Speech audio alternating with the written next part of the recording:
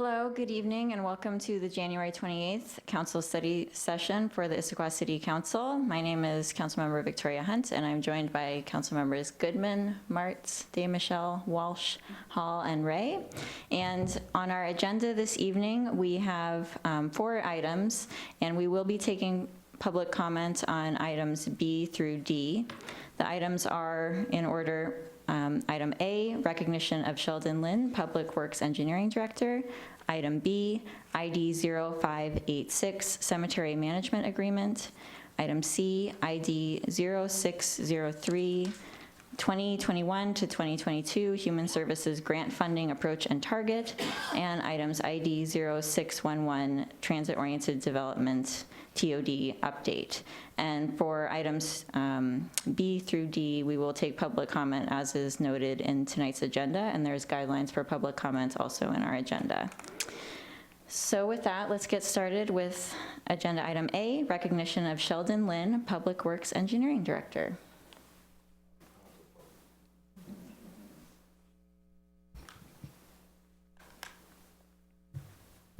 Thank you, Council President, members of the council, good evening. This is Sheldon's last meeting. 30 years that Sheldon Lynne has been with the city of Evanston, started in 1990. So, did I say Evanston? I didn't know I came from Chicago. Yeah, no. Long distance commute. I think it's the first time I've done that in 4 months, at least at a public meeting, with the city of Issaquah. So I did a little looking. 1990, what did the city of Issaquah look like in 1990? Well, according to the 1990 census, we had 7,786 people. We had 3,348 housing units. And the median household price was $168,200. For the last year that we have information from the census is now 2018, population 39,378. We've gone from 3,300 housing units to 15,448 housing units. And the median price, at least according to Zillow today, is $736,104. Where do you begin? Sheldon, you have been a part of this community's transformation. And one of the things is probably the newest person in the room here to see is how we were able to make this transformation as a community, but still keep our soul. And you and a number of elected officials and other city staff really helped us in that 30-year period to make sure we didn't lose the essence as to what Issaquah is. Despite the fact of having all these people, having all these new housing units, there's so much of this community that I imagine you recognize today from the first day you got here. So I hope that you know as you leave your service with the city of Issaquah that what an achievement professionally to have done that. As the city engineer, to make sure that our roads, that our infrastructure supported all of these new people that came to live in our fine community, but still keep our character and keep our soul. And I hope that as you move forward, travel, build houses, do things with the rest of your life, that you'll always be able to look back on that. So on behalf of city administrators and department directors and staff that you've worked with for all these 30 years, I'm the fortunate fellow to represent all of them and say thank you. Thank you for making this community, keeping this community what it is, despite all of the growth and all of the change, and knowing that the infrastructure, the streets, the building standards that you've been part of are going to serve us well long after we're all gone from this community, and will allow future generations to enjoy Issaquah as this wonderful place that we know it. So congratulations. Thank you.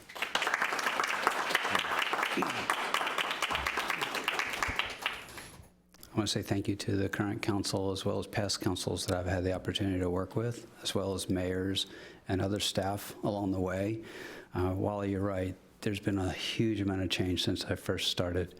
I still remember, and I like to tell the story, the 6th day on the job was a major flood in this town.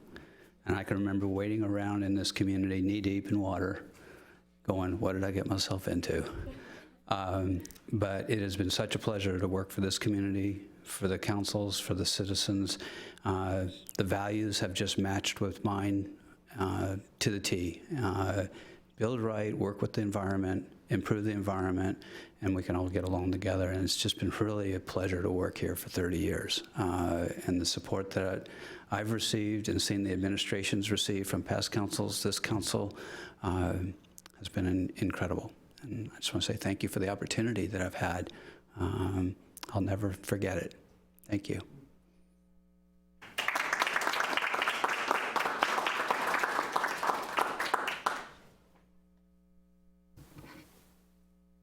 Great. Thank you, Sheldon. Next, we will move to item B, ID 0586, Cemetery Management Agreement. Parks and Rec Director Jeff Watling got called away on a family emergency, so he's unfortunately not with us, but Brian Bernstein's here, and we'll give the report for staff.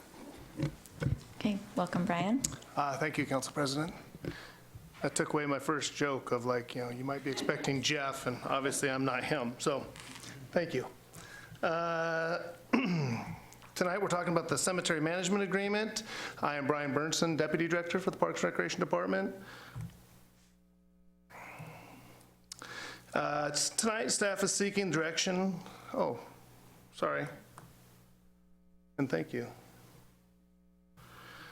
Tonight, staff is seeking direction and input on the cemetery management agreement with Flint Office Funeral Home prior to the council meeting on February 18th, 2020. Review of the operations and the established partnership with Flint Office was part of the planning effort for the city-owned Hillside Cemetery that kicked off as a 2019 work plan item in the first quarter of last year. In 2019, the cemetery, the cemetery reviewed cemetery fees and took a look at the long-time financial health of the cemetery fund. This resulted in council approving of the cemetery board's recommendation to increase cemetery fees earlier this year. The cemetery planning that began in 2019 is still underway going into 2020. Tonight, we're here to discuss the cemetery management agreement. Throughout 2019, the city, Flint Office, and cemetery board discussed and worked collaboratively to develop the cemetery management agreement. It is the desire of both parties and the recommendation of the cemetery board to execute an agreement under which the roles and responsibilities of the city and Flint Office will be clearly delineated. On the screen before you are a list of key responsibilities for each party. A more detailed list is included within the cemetery management agreement that's in your packet this evening. So real quickly, the city's key responsibilities are cemetery oversight with the cemetery board, policy direction and rules, grounds maintenance, major capital projects and replacements. Flint Office key responsibilities are sale of cemetery spaces and collection of all fees, funerals, burials, and cemetery services. As the city has had a long history of working in collaboration with Flint Office, these responsibilities are not new, but they fulfill a desire of both parties to enter into an agreement to define the relationship between the city and Flint Office Funeral Home.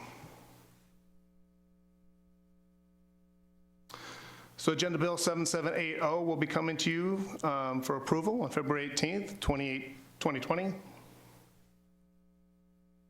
And tonight we're looking to see if does council support the core elements of the cemetery management agreement and would welcome any input you may have.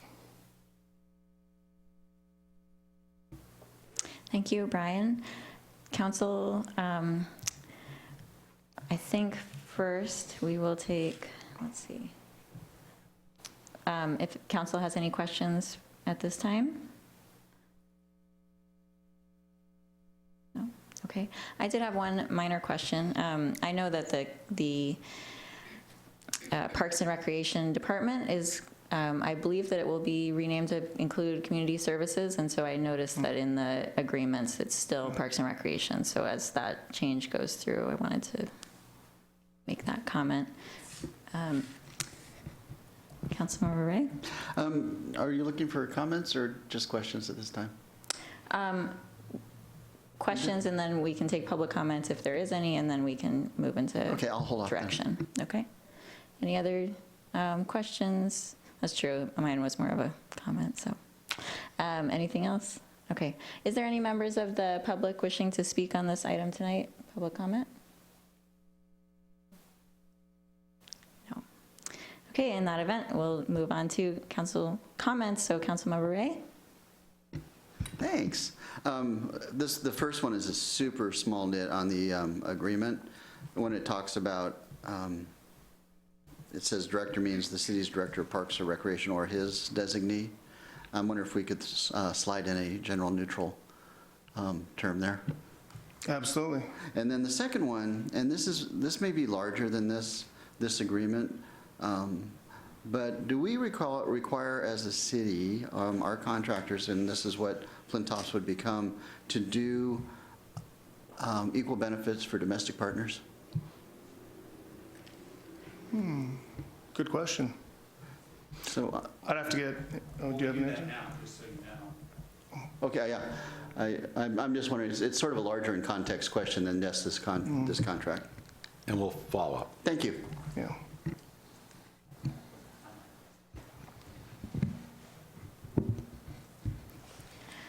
Councilmember Goodman? Thank you. Just one comment, and that's any references in the agreement to RCW 6258 should be revised to, I believe, to 6852. Yes, and thank you for your catch on that. And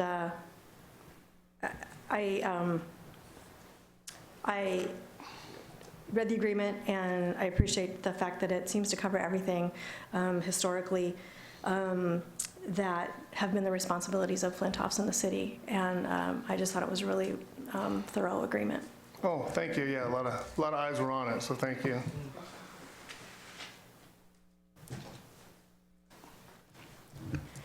Councilmember Walsh?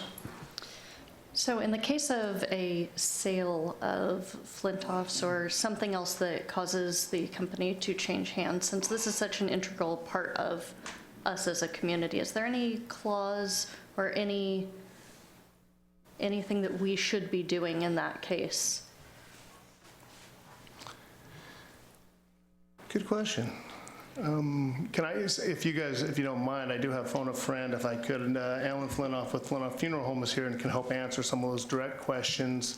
With regards to that one, that would fall back to city operation. We do have a long history. I have 3 generations with the family that we would phase out of any working relationship. We've been working with them since 1938. So. Yeah, and absolutely, I think that makes a lot of sense. I'm thinking of just kind of, Defining quite honestly, we got an email from Steve Pereira who mentioned this. But yeah, the idea that this is a core, yeah, I don't know why I'm getting feedback, but I'll try. Here.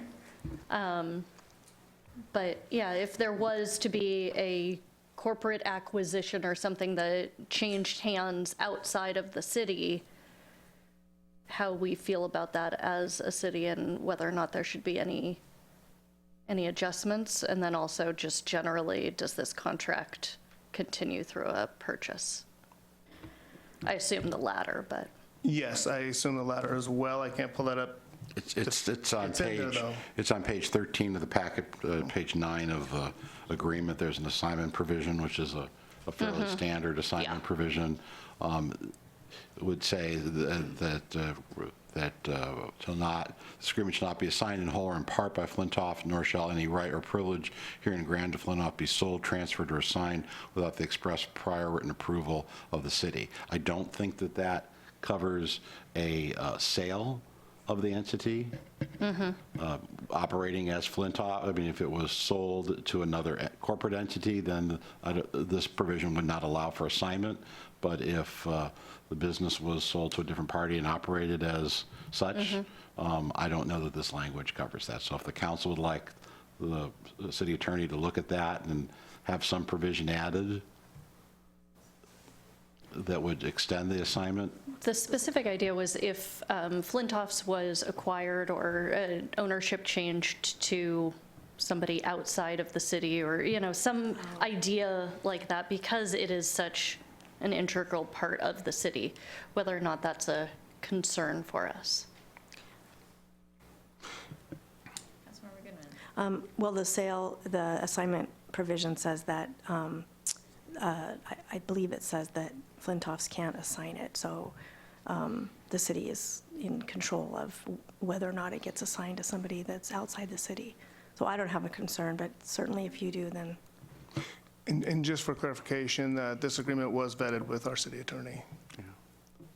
I think, though, Council President, members of the council, you're raising an interesting question, because if ownership changed and the entity remained, your question, Councilmember Walsh, is then if that ownership was not Issaquah-based. And so I don't know that this assignment provision deals with that specific point. And so the question for the council is, would you want to change that assignment provision? I only play a lawyer on television, so I don't have language for you, but certainly we could speak with the city attorney if you'd like to consider something when it comes before the full council. In my opinion, I think it's a legal question too about if it changes ownership. Is there a clause that covers that? But I would think that the city would want to. So the language here on 11 deals with a change of ownership. It does not say what happens if the ownership is not in Issaquah. And so I think there could be a situation where Flintoffs as an entity would be purchased, or the ownership would change. I'm not sure that assignment agreement then deals with who is the purchaser and are they a resident in Issaquah. So that would be a little bit of a non-standard language for an assignment provision. Councilmember Walsh. If you'd like us to pursue that, we can. Just looking at the assignment clause, it appears to talk about the agreement, not necessarily the company of Flintoff. So I think it says the agreement shall not be assigned or sold or yada yada. So I think I would probably be in interest of having something in there about if Flintoffs is sold, what the city's next step is, and give us an opportunity to change something if that was the city's interest at that time. Okay, so maybe then with council's general consensus, we can get a legal opinion on that. Okay. Certainly. Happy to. Okay, Councilmember Ray. So I'm going kind of slightly different direction, because we do have a 6-month termination for convenience in the event that Flintoffs was sold and we don't like the buyer and they're still Flintoffs by legal name, then we have that remedy. But possibly, because I don't want to mess with the assignment clauses, because those are fairly standard, there may be something we can put in here about if Flintoffs is in negotiations to sell, that there's a notification to the city that that's pending.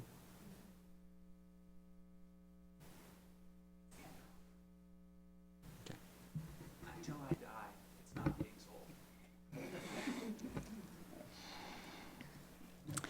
sold. Okay, do we, I do believe we also have a clause, too, that the contract and agreement can be canceled at any given time. So if we heard of that happening, we could always, there is an out clause there, but happy, like I said, we will look into that as well. okay. Councilmember Goodman. The assignment clause, and of course, we can get official legal opinion for this, because that's not me. But the assignment clause doesn't allow, if Flintoff sells, no matter who it sells to, somebody in the city or outside, Flintoffs cannot assign the agreement as part of that sale, so that protects the city. So the city is in control of whether or not we want to approve the contract going along with the sale. So I'm not concerned about it. Just to be clear, that's what it says.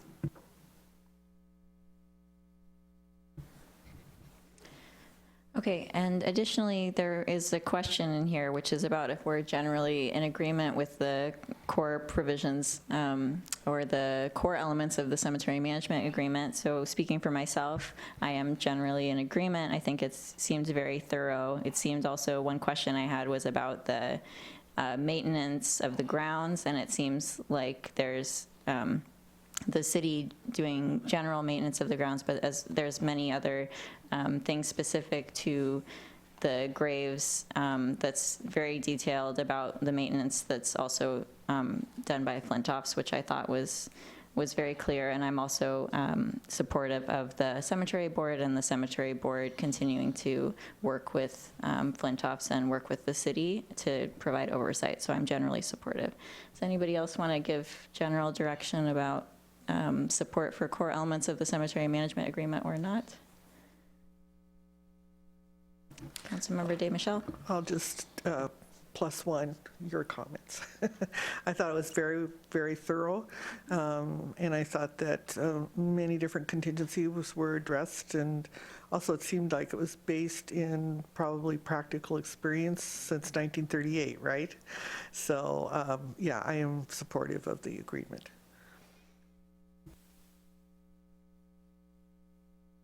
Do you have what you need in terms of direction from council? Yes, I think we're clear. Thank you. Appreciate the feedback. Great, thank you. Thanks for your time. Thank you. Next, we will move to ID 0603, which is the 2021 to 2022 Human Services Grant Funding Approach and Target. And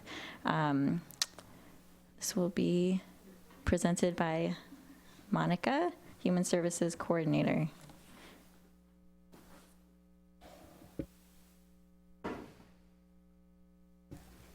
Thank you and good evening. Tonight I'm here because we are seeking input from council regarding the 2021-2022 Human Services Grant Funding Approach.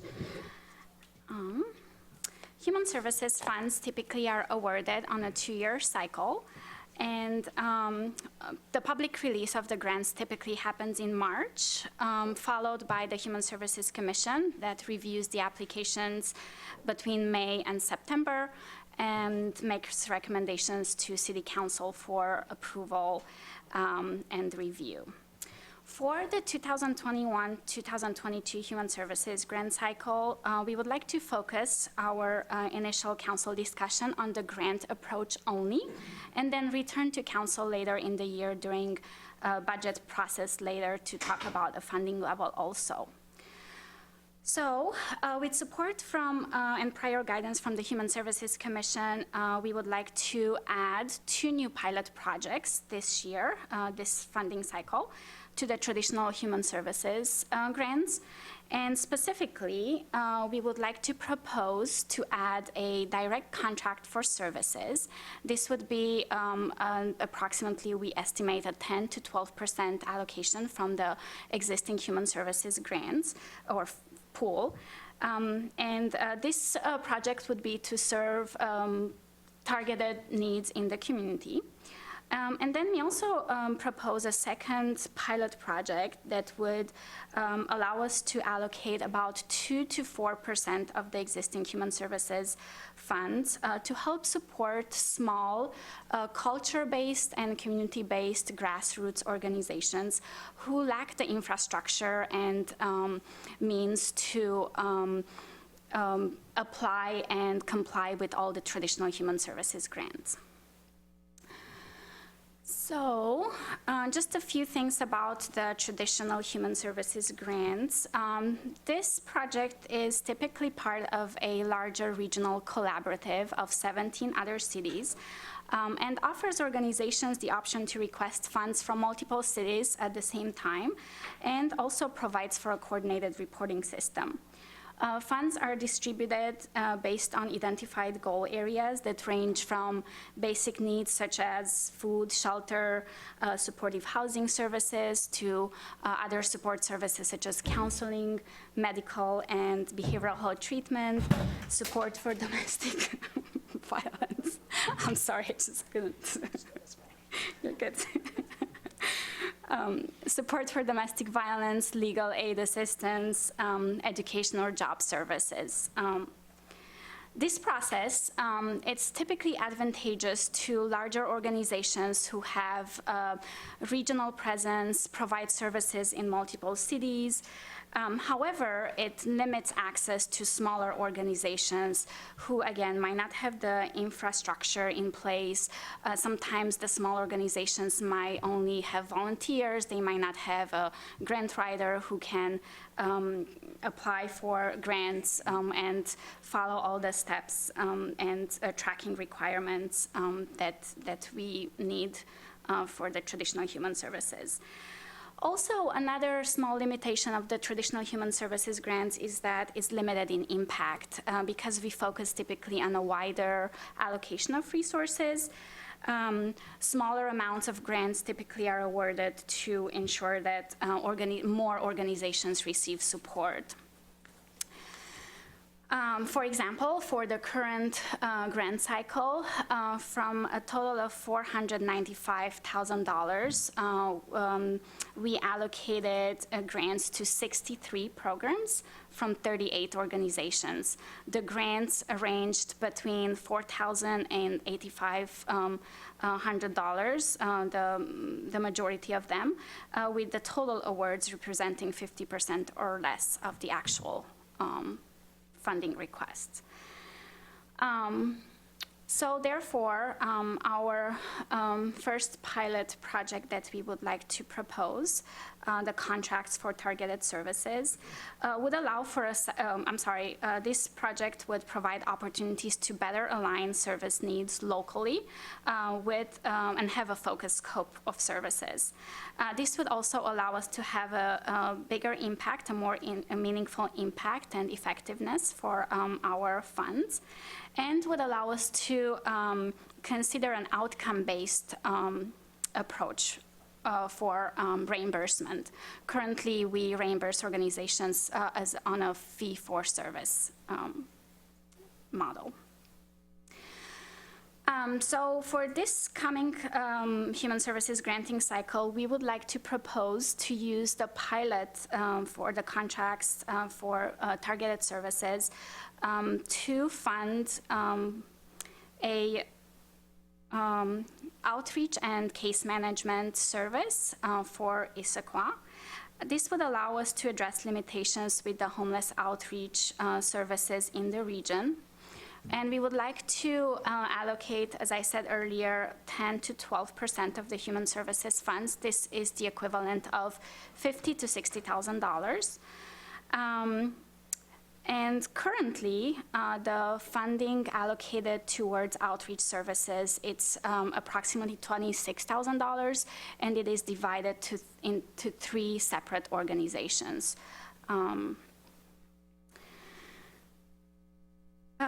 Why, you may ask, why we chose as a pilot to pilot this particular outreach and case management services.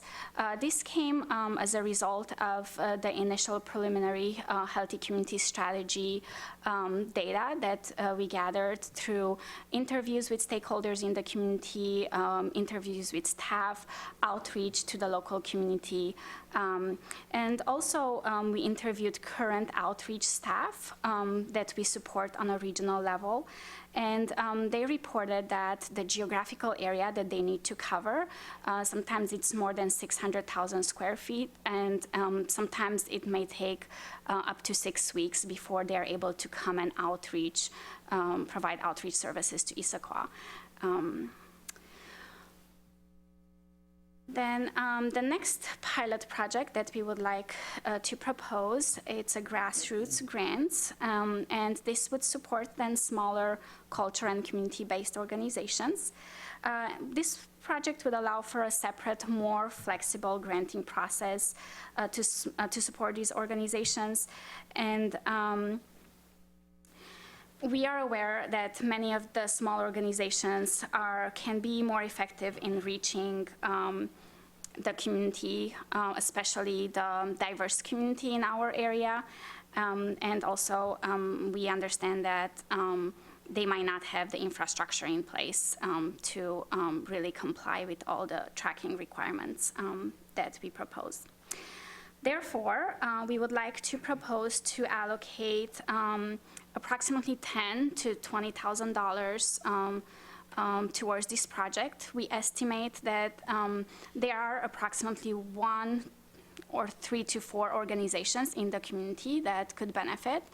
Therefore, the amount of organizations is not large. However, it could mean a whole lot of difference to them. During this pilot project, we would provide technical assistance training to the organizations, and we'll help them create the infrastructure and tracking mechanism that they need to be able to comply with the more traditional granting system during the next cycle. Therefore, as a recap, our recommendation would be to proceed into the 2021-2022 application cycle with 3 contracting strategies, have the traditional human services grants as a majority and allocate the majority of funds towards that, and then separate 2 pilot projects, one identifying a target need in the community, and the second one to support small grassroots organizations. As a note, again, we will assume a funding target at the current levels for now, and we would like to come back to council during budget deliberations for a more in-depth conversation about a funding target. With council approval, the next steps would be for us to release the request for proposals for all 3 projects in March, followed by Human Services Commission deliberations during the summer. And the Human Services Commission will make recommendations to council in September. And we will come back here to discuss more details regarding those recommendations and a budget. And then that will be followed by budget deliberations and adoption in October, November. And with that, I am open for questions. Okay, council, any questions? Councilmember De Michel? So is the plan to release the RFPs at the same time that the one-share applications? What I'm getting at is, will all applications be considered at the same time so that you can compare application to application? Yes, thank you so much. The Human Services Commission recommended that, yes, we release all 3 applications at the same time. This way, the commission would have more flexibility in case let's say we have a larger request for the grassroots organizations than we expected, so then the commission could recommend shifting funds, and then we would come back with an adjusted model. So if I could follow up with that. So you kind of answered the question I had about the percentages, and I saw that they're flexible, but the Human Services Commission will look at those and adjust those percentages based on the applications that are received and the amounts that are requested then? Yes, correct. Okay, Thank you. Thank you. Councilmember Goodman? Thank you. Very thorough, thank you. Appreciate that. I had a question on the first, there's probably the same question for the grassroots pilot funding approach as I have for the contracts for targeted services, and that is, starting with the targeted services pilot, is there existing organizations that receive funds that would qualify for this, are you thinking, or are these new organizations? I'm just trying to get a sense of, are we looking at, is there a gap? Are we missing something? Or not opposed, just trying to understand more. No, great. A little bit of both. For the targeted needs, we currently contract with 3 different organizations for outreach services. However, they are based regionally, and we only fund a little bit to each of them. So therefore, yes, there are existing organizations who would be able to apply for basically a bigger pot of money. As far as the grassroots organizations, although there are current organizations who could benefit from this project, I think with the Human Services Commission, we consider that the pilot should apply only to new organizations who have not been through the traditional granting system. One of the reasons why we decided to move in that direction is that sometimes organizations might have requested or might request funding from more than one city. And therefore, if let's say they request city funds from Redmond, and then we also put them through our pilot project, now they have 2 grants to manage, and so we don't want to make it more difficult for them. Therefore, the grassroots project, I think we would like to keep it for new organizations only. And based on our estimates, there are not too many new organizations, those who did not apply for human services funds prior. And so I don't think there are going to be too many, but that's where we are at this time with how we were thinking about going about it. Thank you for clarifying that. So on the pilot, or for the contracts for targeted services, do you know those 3, I think what you said that you're looking at potentially more funding for 3 organizations. Do you know who those are? Yes. Yes. So they are the Sophia Way, it's the Congregations for the Homeless, and Friends of Youth. Thank you.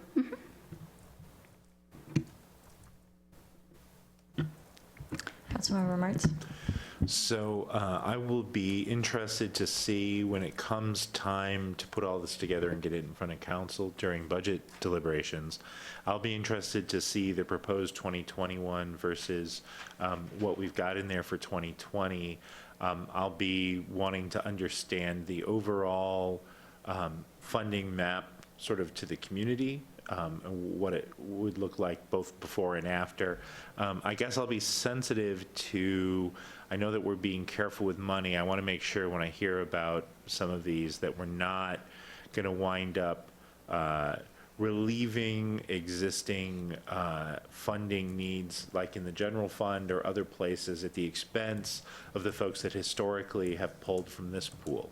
And so that's why when we go to see for 2021, I'm going to want to see sort of all these pieces, what they looked like before and what they look like after, with the thought to this, that we're not in any way sort of diluting our impact of this pool of money for the sake of cleaning up expenditures elsewhere in the budget. Thanks. Thank you. Does anybody have any more questions? Yes, Councilmember Walsh. Thanks. For the contracts for targeted services, you talked about reimbursement based on outcomes. Can you talk about that a little bit, and then specifically how we or the Human Services Board are able to evaluate whether or not that as a pilot project is successful or not? Thank you so much. Great question. Currently, all of our grants are based on a fee-for-service model. This basically means for an outreach project that we pay an organization based on the number of residents that they were in contact with, and perhaps the number of times that they engaged with a resident. In an outcome-based model, we would probably focus not so much on how many times they engaged with a resident, but how were the meaningful steps that they made towards placing the person into an actual home and taking them out of homelessness. And so it's hard to do that when you fund an organization only $10,000 and maybe they need $40,000 or $50,000. And so that's why we thought that we could use a pilot where now we can offer more money and also have more impact into kind of like those outcomes and not just services. So is there a sense that then, because these are pilot programs, that the Human Services Board would be looking at some way to evaluate whether or not the approach of funding by outcomes is successful? Yes, yes, Okay. that's our intent, yes. Okay, thanks. Thank you. Councilmember Hall? Thank you. I just have a quick question about financial impacts. I know you'd said here in the agenda packet it creates nor eliminates additional funds for human services. I just wanted to confirm, with regard to the training and support for application and technical assistance for one of those pilot programs, is there any funding associated with the staff work that would go into that, or is that just assumed as part of that funding? Thank you. Yes, staff capacity was brought up as a possible issue. However, at this time, I'm personally not overly concerned because for the grassroots project, we don't estimate having more than a few organizations. If we are going to have 20 organizations who apply and meet all the criteria, then yes, we might have a staffing capacity issue. I'm hoping not at this time, based on the outreach that we did in the community and engagement.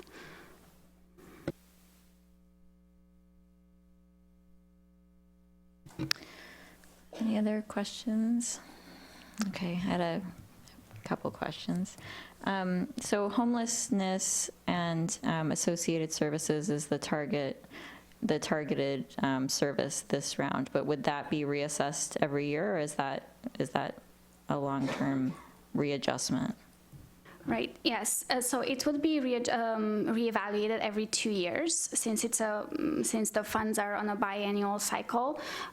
Then the pilot would go on for 2 years, and then at the end of the 2 years, definitely we would want to come back and see the metrics, look at the metrics, and see how much progress did we make, what were some of the lessons learned, and then hopefully, if we made meaningful progress, then we can move on to funding another targeted need, or maybe we can come back to request for an extension. But yes, at this point, that's our plan. Okay.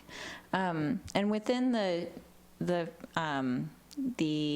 applications that are going into the Share One system, does the Human Services Commission, do they have the ability to sort of adjust what services are funded within that bucket as well, or is there less ability of the human services within the Share One applicants? Because I guess the intent of the question is to understand, because I got from this that one of the reasons why we're doing the targeted is to focus more on Issaquah's specific goals and targets, and so I'm just wondering basically if there's a way we can do that for the other bucket as well, which is the much larger bucket. Yes, so the other bucket focuses on both local and regional services. However, because there are so many organizations that need help, the Human Services Commission usually tries to fund as many as possible. There are many regional organizations that do provide assistance, especially in the homelessness area, and so then a large amount of money goes to fund those organizations. It's about 50% of our funds currently go towards regional organizations, and the other 50% serve the local organizations only. So I'm not sure if I completely answered. So I guess the Human Services Commission does have the ability to shift and say, okay, we would like to focus more on local needs. However, we also understand that we are part of a larger region, especially when it comes to homelessness. So for example, we fund shelters, we fund day centers, and so forth. So it's a little bit of both. Okay, thank you. Yeah, that does answer my question. And then one last question. You mentioned that you might adjust the percentages that are funded in the grassroots pilot project, and I wondered if that adjustment is going to be within the percentages that are here, or if you might consider expanding beyond, depending on what applications you get. What are the bounds on that? Thank you. Our intent is to stay in those bounds. However, because it's a pilot and we never did it before, it's hard to know. Maybe we are not going to have any organization who may choose to apply to this one, and therefore we would come back and say, can we use that money towards then the other projects? So our hope is that we will stay within those bounds, but I can't stay in front of you and swear by that because I don't know what. Okay. All right, thank you. Any more questions? No. Is there any members of the public that would like to comment on this item? No. Okay, so now we will have some discussion, and there is direction needed from us on input on the proposed 2021 to 2022 Human Services Grant Funding Approach. Do we have any council comments? Councilmember DeMichelle? Oh, okay. All right, I'll start off. I am thrilled with this proposal. I go around quoting Councilmember Ray all the time that we are a little big city turning into a big little city. No, the other way around. We're turning a little big city. We're turning into a little big city. Thank you. And to me, this is just very consistent with that vision that we're starting to take control. We've been sort of at the, we've been participating in the One Chair program, which doesn't target the particular needs we have in our community. And I think this proposal starts to address that and moves us beyond just following whatever One Chair application does. I have myself filled out the One Chair application, and I'm thrilled with your focus on effectiveness rather than numbers. It's really frustrating as a grant application to think about the value of a program, and the only way that it can be measured through that grant application is in the number of people that you contact. It doesn't say anything about whether you make a difference in their lives. And so this, again, is a terrific way to move us beyond that. I like the focus on the homelessness outreach. I campaigned on that issue, so I'm really happy about that. But I'm going to, again, talk about, can we break down the silo between human services and law enforcement and see if we can, in that homelessness outreach, perhaps effectively integrate something in terms of helping the police when they are going out to deal with homeless people, when they're going out to deal with mentally ill or people with substance abuse disorders.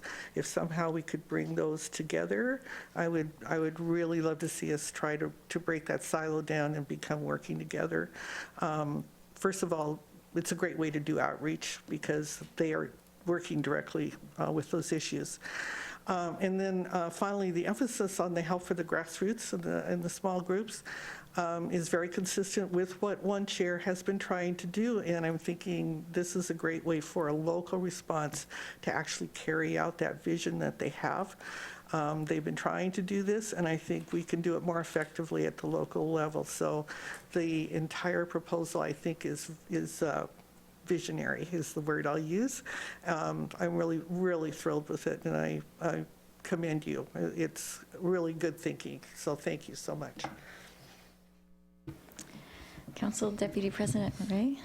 I like the structure, like the idea of carving it up, like the idea of creating targeted, the pilot for targeted services aimed on the local community, and I like the idea of engaging with the grassroots. I gotta tell you though, I really, I'm binding up on our first focus group dealing with individuals with homelessness, and I have two real issues with that. The first is homelessness is not a local issue, so if our target is to focus on local issues, this is probably one of the less local issues, as the homeless tend to be more migratory and less in one place. So important, great work, need to do it, don't think it meets the goal of the targeted services. The second issue I have is that the city of Seattle just spent $100 million trying to address homelessness in their last budget and have been, I think, unsuccessful is a good term. So I think us throwing $50,000 at it isn't going to move the needle, and that $50,000 could move the needle on other areas that would have a greater impact on the community. So like I said, like the structure, like the idea, don't know that I think that, well, I do know, that is not, in my opinion, the best use of those limited funds. I don't think we will get the biggest bang for our buck. Thank you so much for that. Am I allowed to respond to the comment? Okay, yes. Thank you so much. Yes, you're absolutely right. Definitely, I don't think that $50,000 will solve the issue of homelessness. I think our reasoning behind the idea was to find ways to integrate our city within the larger regional plan. And so I think the real struggle that we've been having in Issaquah was that outreach workers are really overwhelmed and they really don't come to Issaquah. Yet Issaquah, we fund the shelters in the region. We fund shelters in Renton, we fund shelters in Bellevue and Redmond. And so if there's nobody here to come and reach out to our homeless folks, then there's nobody to also take them to the shelters or take them to the other services that we fund to allow access to that. So you're absolutely right. This is just a small piece into a bigger regional approach, and we thought that we would like to start with this. But yeah, I definitely appreciate the comments. Thank you so much. Okay. I have one quick question and then a comment. So the question is, we also had capacity grants previously. Is this going to affect in any way, or is this planned to affect capacity grants? To my knowledge, not at this time. However, I'm not sure. I would like to look towards our city administrator, Bobkowitz, for further direction on this. Okay. We have no other changes planned at this point. I think obviously as the council moves forward with the 2021 budget cycle, there could be discussions of that, but at this point, there's no plans. Okay, thank you. So I have a few comments. One of them is I think that some of the stated goals of those capacity grants, in my remembering, they were to support the growth of some of these organizations. So I think there might be some sort of overlap with the goals that you have for the grassroots program. So it would be, I think, good to look at how we're addressing the needs of the community, considering funding that's going out through both those mechanisms, as there might be some overlap there. And I think it might be a good thing, but I also think in the stated goals, there may be that overlap.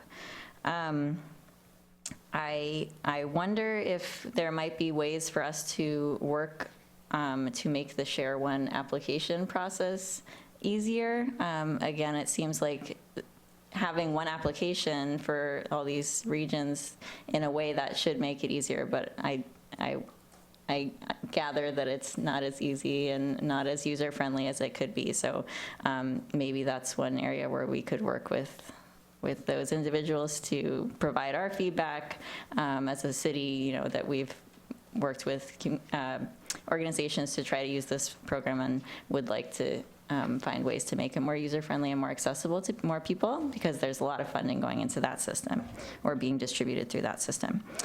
I think the focus on the grassroots groups is interesting. I would be really interested to see if we do have more smaller organizations taking advantage of that, so I'll be interested in tracking that. And I also recall that about a month ago, we had a human services assessment and a lot of really good data presented about a number of issues. And one that stood out to me, probably because I have small children, is also the need for childcare and affordable childcare services in our community. So I think that, I sort of also wondered, in terms of the homelessness, it is a regional issue. I think it is an issue that we absolutely, I am supportive of putting more funds towards that issue, but I also think we do have a variety of other issues as was presented in that, and so I'll be interested to see how the funds can go and support that larger variety of issues. Thank you. Councilmember Goodman. Thank you. I just have one comment, and I can follow up with you online. Eastside Fire and Rescue has received $300,000 for the mobile integrated healthcare program, and they're going to be contracting with the Issaquah Food Bank. And so you're nodding and you already know about it. So I guess my interest is just making sure that, everybody knows what everybody else is doing and we're all coordinating, because as Councilmember Ray said, we, finances, it's an issue, and so we want to make sure that we're doing the most with our money in the best way that we can. Councilmember DeMichelle? Yeah, just to clarify, based on Council President Hunt's comments, the community funds are administered by a completely different department, right? Yes.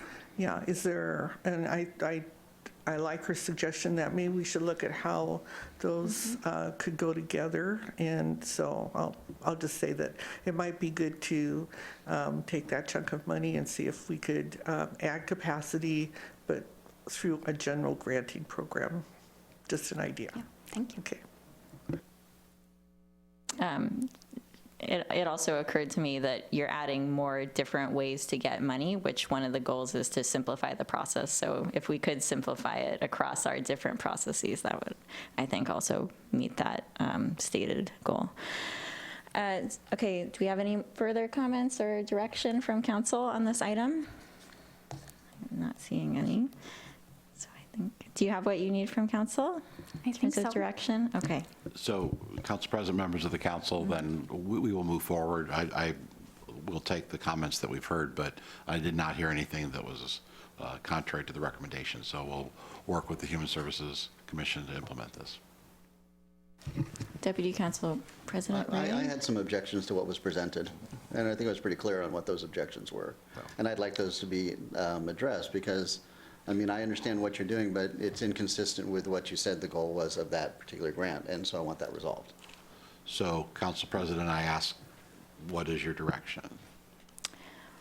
Well, Would you like us to bring this, I don't believe so we're this planning on will, coming to the full when is council, the so- next, sorry, I missed that. I don't believe we were planning on coming to the full council with this. So if there is an objection, my understanding, the study session is looking for consensus. You need to, I think, help us understand then what's the consensus of the council. If you would like us to come up with an alternate plan and then bring it to the full council for discussion, would you like to bring us back to a study session? Looking for your direction. Well, this will, so if we don't make any changes to the proposed schedule, then this would come to council during budget. Is that correct? We would actually see the agencies that are being funded at budget. Right. I think our concern is that we're going to be asking the Human Services Commission now to take 6 months to go down a path. From my perspective, we would want them hopefully to go down a path that you will be in general agreement with when they're done.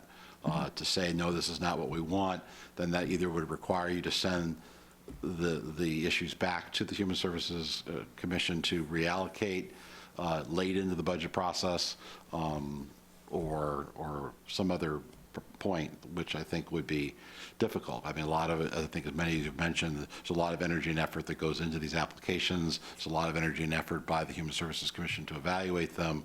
I think we're looking for guidelines that we can take back to the commission and say that the council has endorsed, and so that they can begin their work.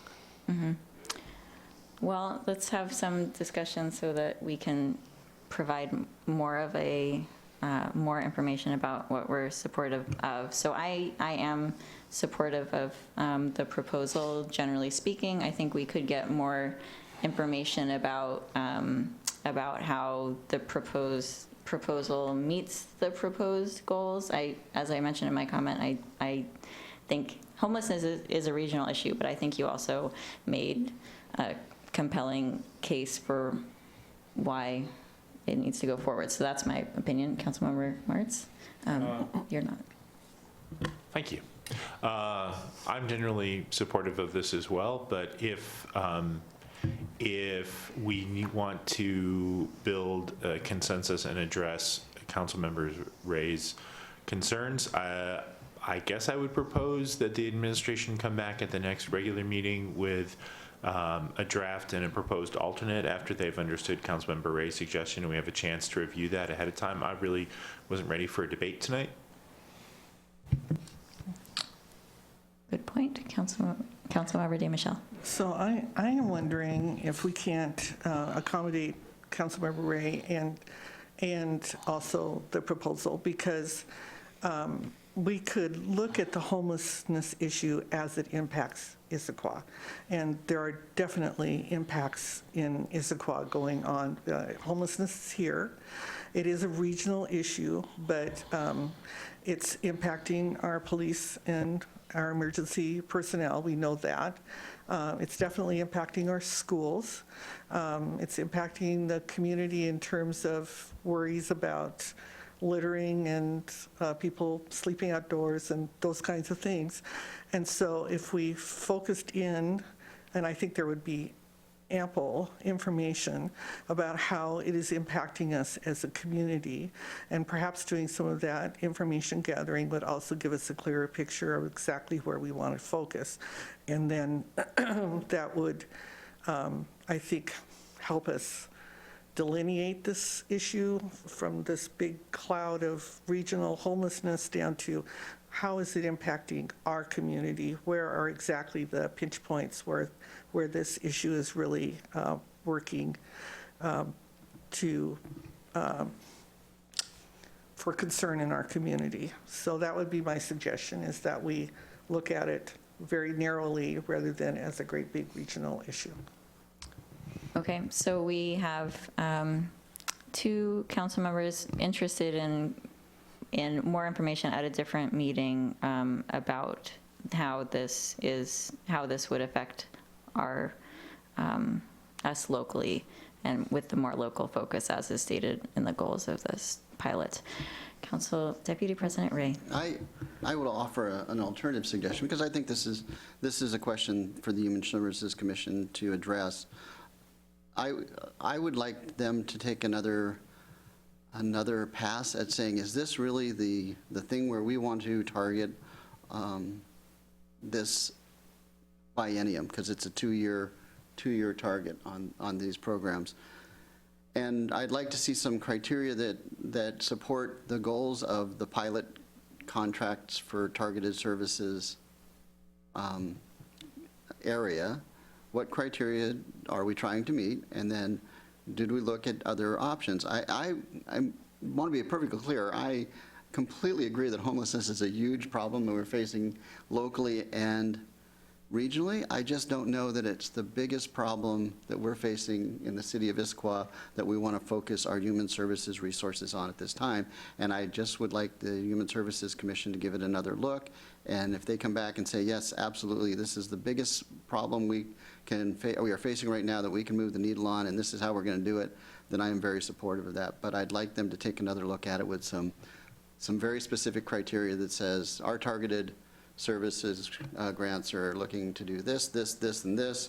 And when we look at all of the things we could do with that money, this is the area that makes the most sense. And then I could be completely supportive of this.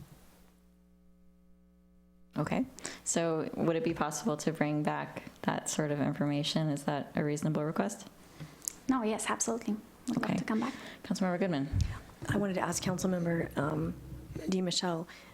I couldn't tell if it's what Councilmember Ray was saying is, because I liked what you said, because I agree, regional issue, I agree with both of you, regional issue, but not interested in throwing money at something to just say we did it when, as Councilmember Ray says, we've got a lot of money going into this and we don't, I'm sure there are a lot of people who would say we're really not making a big dent in the problem. So I liked what you said about finding out exactly what we would be targeting and the difference we would want to make. And is that similar to what Councilmember Ray said? Because I like both pieces of information. I think we're saying this. I think we're saying the same thing. Councilmember Ray? I think part of what I'm asking for is exactly what you were saying. Yeah. And I think part of that evaluation criteria is, Councilmember DeMichelle, what you were speaking to would be absolutely spectacular evaluation criteria. I'd be very supportive of that coming back. Okay. And the one thing that I heard that was a little bit different in the 2 comments was Councilmember Ray, I heard you talking about actually having the conversation with the Human Services Commission. And so it's the intent of both, but that was in those comments. And I think that it would be good to get that understanding, because there are citizen commission that goes does really deep dive on these kind of issues, and so that would be helpful for council to hear a little bit more on this issue and why that's the target.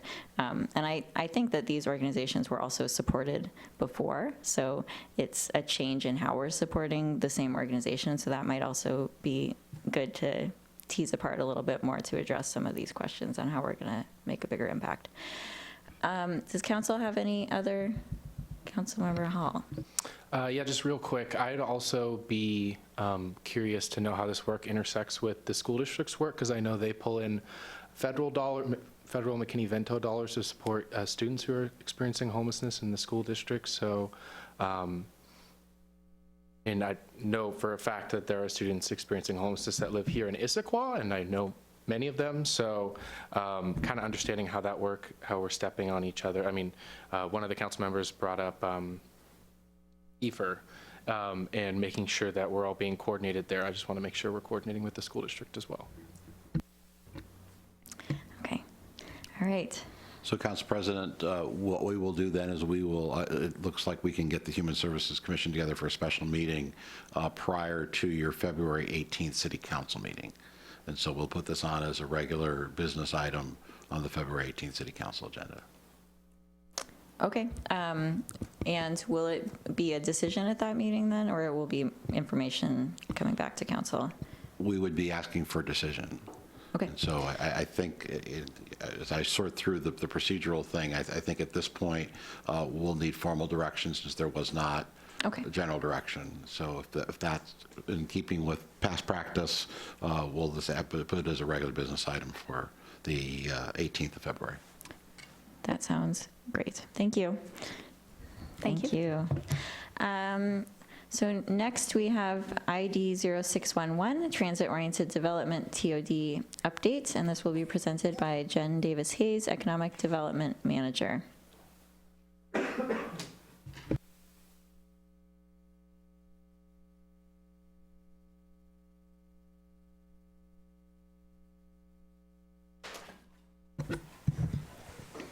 Good evening, and I am joined with Andrea Snyder, our Deputy City Administrator as well, and she will be presenting about the Transit-Oriented Development Project with me. So, go ahead. That's right. Yes, thank you. Good evening.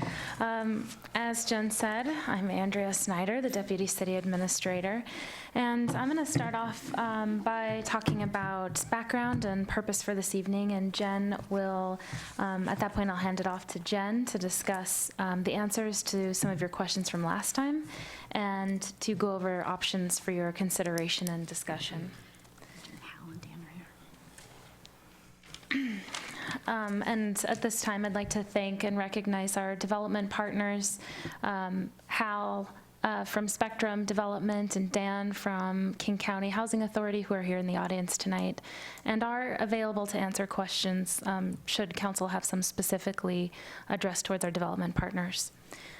So I'd like to follow up on the last time we spoke with council, which was the October 22nd study session.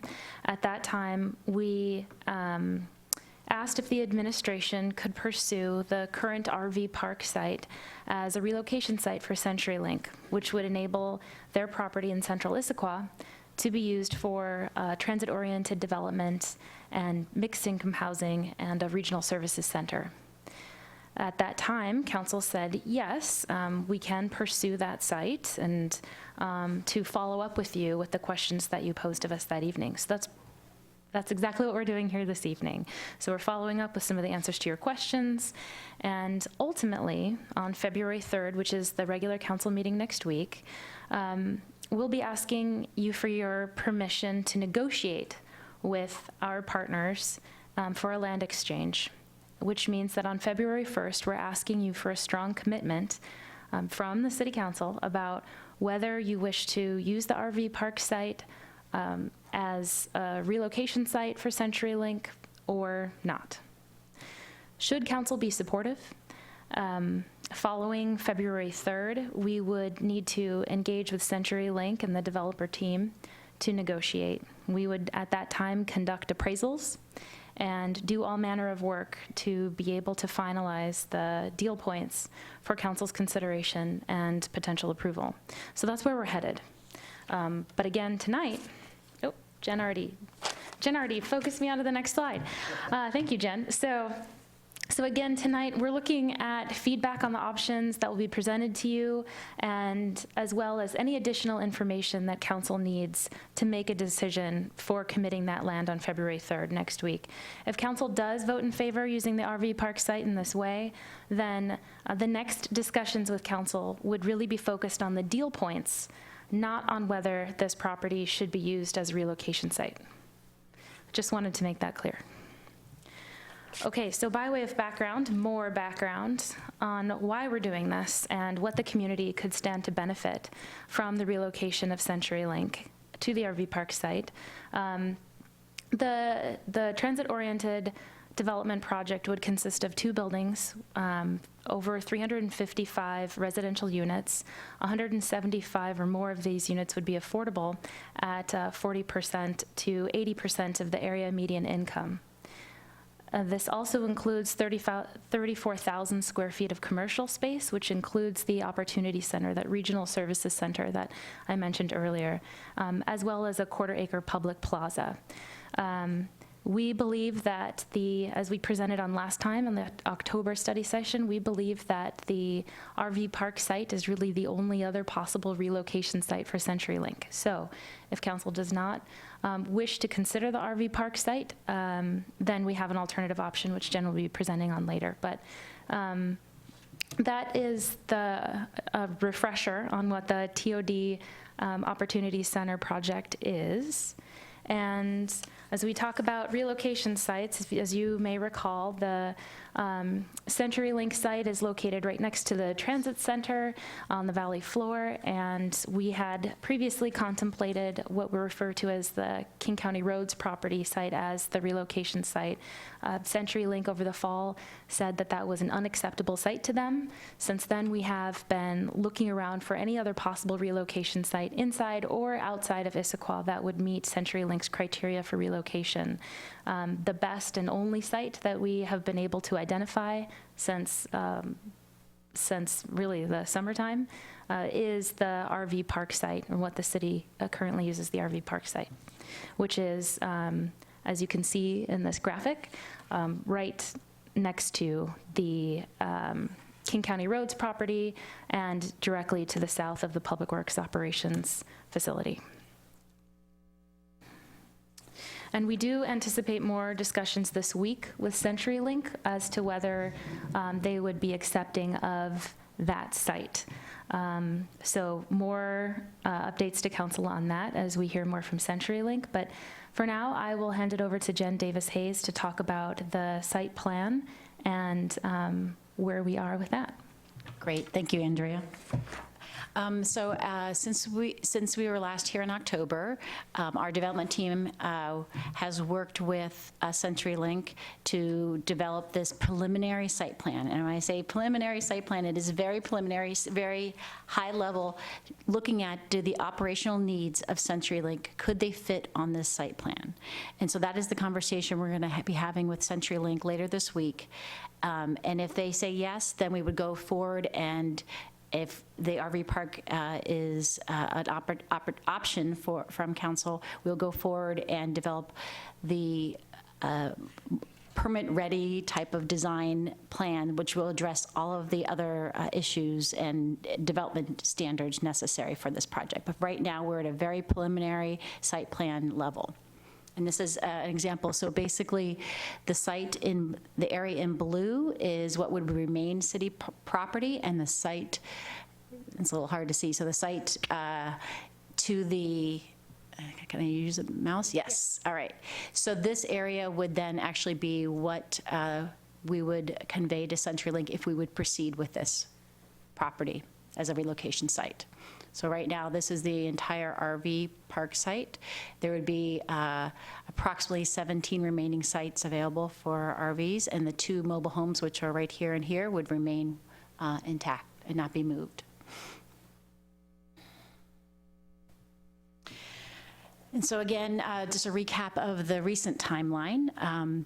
So in August, the CenturyLink did say that the former King County Roads property was not suitable for them. We did a lot of research on not only sites for relocation for CenturyLink, but also to build the TOD on a different site than the CenturyLink site that would be near the transit center. We were unsuccessful in locating any sites. As Andrea mentioned, the RV park was the only site that we identified for either option. We were here in October to talk about that. In November, we actually did a site visit. So we met on site with CenturyLink. We walked through the RV park. We had a different site plan, just a very basic site plan. And then that preliminary site plan we just showed you is in response to some of their input.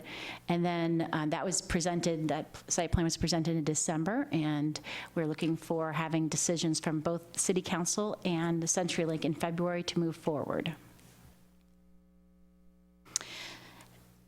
Should I ask questions now, or are there any questions yet on the information presented? I'm going to next talk about some of the additional information you requested from the last study session.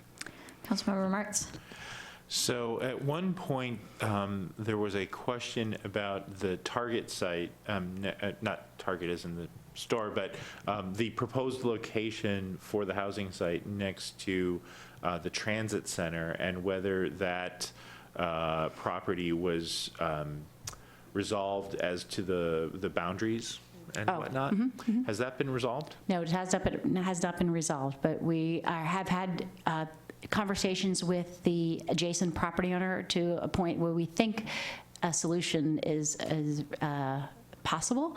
Not the problem, but we're waiting on making sure we have a relocation site in order to not go and solve a problem for something, or a solution for something we don't need to solve for yet. So CenturyLink still owns that property, and if we enter an agreement with CenturyLink, and we meaning the development team, then we would make sure that that solution would move forward. So that was a kind of a long answer to say no, but we have a solution teed up to proceed with. Okay, thank you.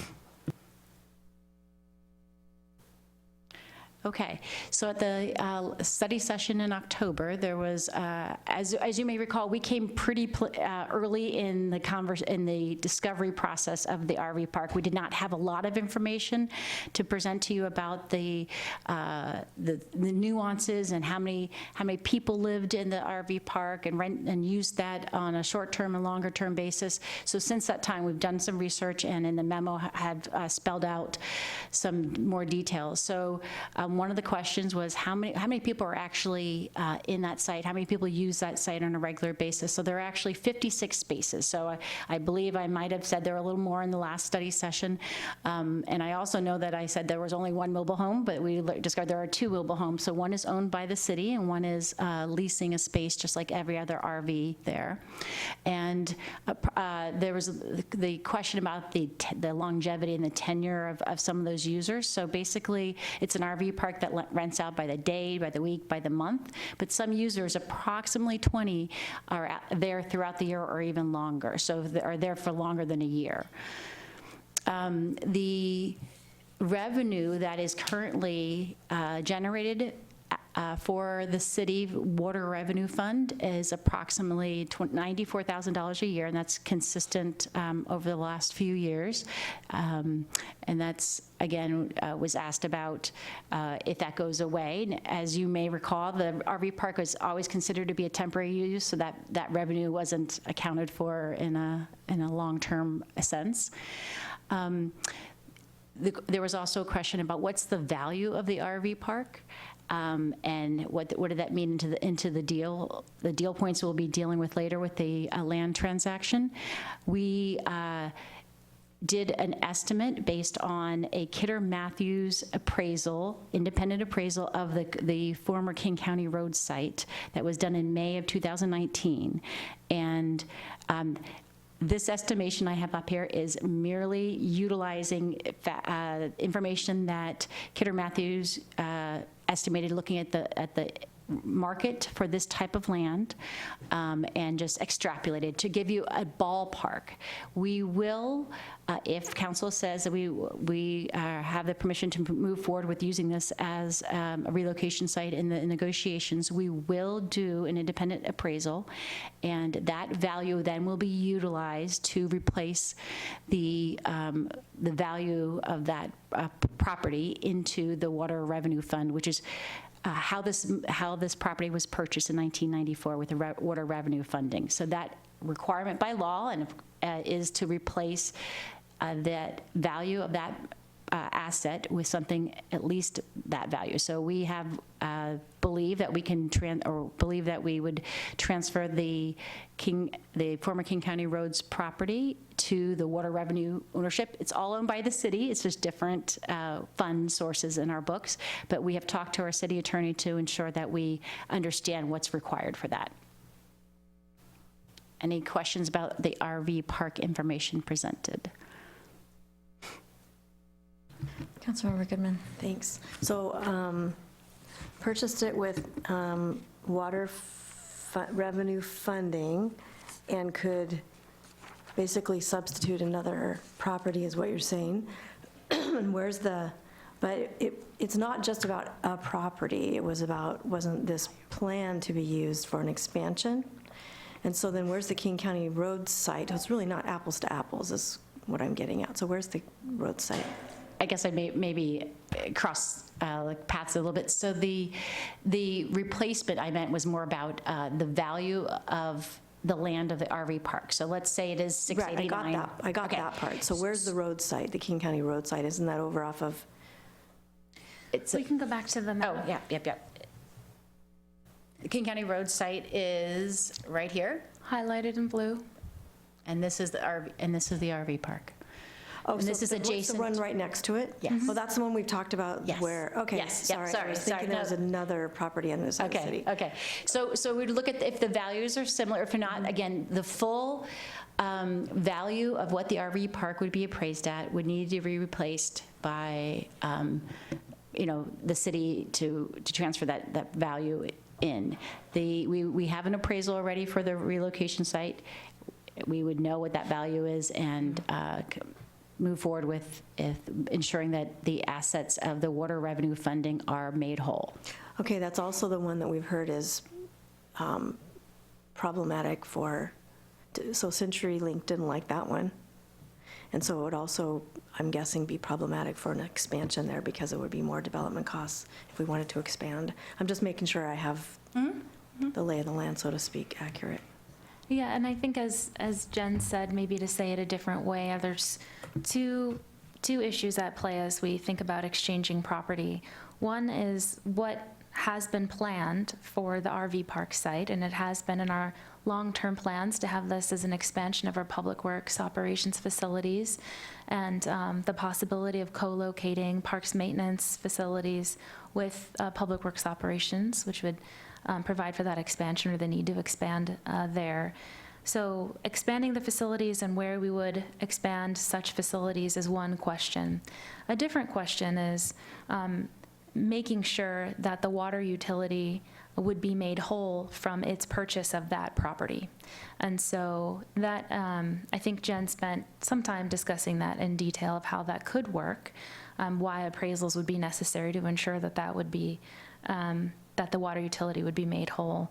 Another issue is the consideration of, at the date and time when the city needs to expand its public works operations and maintenance facilities, where would that occur? And evaluations would need to be done of the King County Roads property, as well as other city-owned properties that we have. And I think Jen has a slide coming up that can discuss that in a little bit more detail. Okay. Our next question.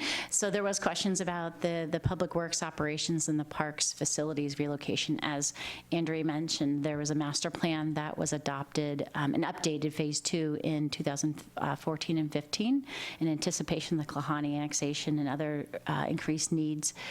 And what the administration has looked at the consolidation of these maintenance facilities with Public Works operations is not an urgent or critical need at this time. And at the time that it would be necessary, we would look at what city-owned property adjacent to the site as well as other places in the city we have in order to meet those needs. These are, in the October session, it was asked, what are the properties that are adjacent that we currently own and what's a little bit more information about it. Again, looking at not doing any analysis of what's developable on such property as El Rig and the remainder of the RV park. This is a general guide information to provide you what we own currently in the adjacent area. Councilmember Walsh. Can you go back? What is the Lower Reed Infiltration Gallery property since, yeah. Tell me a little bit about that. I don't know that. So about where it's located or it's off the map there? Or how we have Used it? for, give me a baseline. It's not being used for anything currently. Okay. And I don't know that I know all the details of, and I think I probably have more members of the council may have a little bit more detail about the background for the L rig, as we call it. And they're smiling. I don't know if Andrea, if you are aware of the background of I know a little bit, but not enough to be accurate, I believe. LRIG stands for the Lower Reed Infiltration Gallery. That was supposed to be a water infiltration site to help mitigate some of the storm water runoff from the Issaquah Highlands development. And through development of that piece of infrastructure and conversations with other water utilities in the area, we are dealing with the stormwater in a different way. So we have this property. It's not currently used for water infiltration. That it is located on very steep slopes. And so, again, we would need to do an evaluation of if or how this property could be used in any way. And I don't have that information. I don't believe the city's done that evaluation. As Jen was saying, this is property that's owned in the area. So that's included because it's nearby, but not necessarily something that we would consider as usable or something that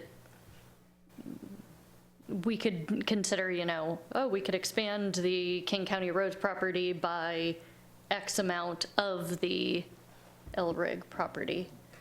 It's just nearby. It's nearby, we own it. I think, overall what needs, as we consider what the future possibilities are for an expansion, site evaluation, so needs assessment, site evaluation, some of that work may need to be redone. We went through a master planning process in the 90s. Some of those needs and conditions have changed since then. It's my understanding we've made attempts to update that since then. But as we move forward and consider what are the future needs of our public works operations, what are the future needs of parks facilities, I think these are needs assessments that we need to make sure maintain updated, and for us to consider what property within the city's inventory can we use to house our future expansion needs. As Jen said earlier, at this moment in time, this is not, the expansion of these facilities is not an urgent and critical need for city operations. And so I know that one of the things that council had asked for in the October 22nd study session was information on where potentially we could expand operations if the city were to decide to use the RV park site in support of the TOD Opportunity Center. And really that's a difficult question to answer at this point, because we could go through the process of doing these analyses and evaluations, but by the time we may need to expand, the answers may change. And so the other problem with providing that information now and going through those studies is that they would take some time, and it's the concern of the development team that we would miss our development timelines. Councilmember Martz. The city still maintains a unused property in the Highlands, does it not? So one of the concerns I have is not only do we not know what our long-term needs are going to be, but it seems like the city's, even the fundamental philosophical direction of do you centralize everything or do you maintain a dispersed property structure around the city seems to be in flux. I think that's a fair statement. And that's why I mentioned there may be some other properties, other places that we would look at, so. Okay. And then so there was a question about what are the financial implications if we move forward with this. We currently did not commit any resources for the appraisal of an RV park, the RV park. And then, of course, at the time, we would need to do an updated analysis for the maintenance operations to answer the questions that were brought up about if we're not doing it here, what amount of space do we need, what does that look like? And so those two resources would be, are not currently committed to. Regarding the commitment to the TOD in the Opportunity Center, we wanted to be upfront that the current allocation that was made, or the commitment that was made for the Opportunity Center, original amount was up to $5.05 million to the Opportunity Center. We received $3 million from the state to support that, so we have a commitment of up to $2.05 million. Some of that, the exact amount will be determined based on our lease negotiations with Health Point, and so it could go down. The administration believes that if you want to move forward with utilizing the RV park as a relocation site, that we will present a solution of how to address that in future CIPs. Councilmember Martz? Say that last sentence one more time. So if we are proceeding with using the RV park as a relocation site and the TOD project does move forward, we, the administration, will come forward with a solution about how to provide that up to $2.05 million in the future CIPs, which is not currently there. Okay, because many of the people at the dais are freshly traumatized from our budget session. I'm sorry. Last fall, and so 2.05 seems like a lot of money, but there have been in the past historically identified sources of money to how to pay for that, and many of those sources are still in place. So for the sake of the new council members, can you at least brief them on some of those? Yes. So yes, thank you. So actually, the 2.05 is not the full amount that we would be looking at. We do have $965,000 that was shown as one of the sources of the funds that could be utilized for the Opportunity Center, and that is part of a mitigation fund that was from the Talus Amendment number 1 to support housing and human services. And so that then reduces that by about $1 million. And then again, looking at the time, we looked at there's other resources for affordable housing that and for human services that we could look at allocating towards that. The lease negotiations we would have with Health Point talk about, so that $2.05 million has to do with, include some tenant improvements, and so typically you negotiate with your tenant to pay towards that and capitalize that into the lease. So over time, that would be paid for as well. Is that a little clearer? That it's not asking to find $2.05 million in the couch cushions, but there's a large portion of that's already dedicated in a mitigation fund that it cannot be spent for anything else, and was shown as a source to help fund this in the past. And is it fair to say that one of the sources of paying for that could be future revenues from tenant occupation? Oh, yes. Yes, so if we decided to do a bond or some other way that the actual lease payments would pay that back we had talked, did some estimates at 20 years, it would definitely pay it back. Yeah, our new council members didn't know. Sorry, thank you.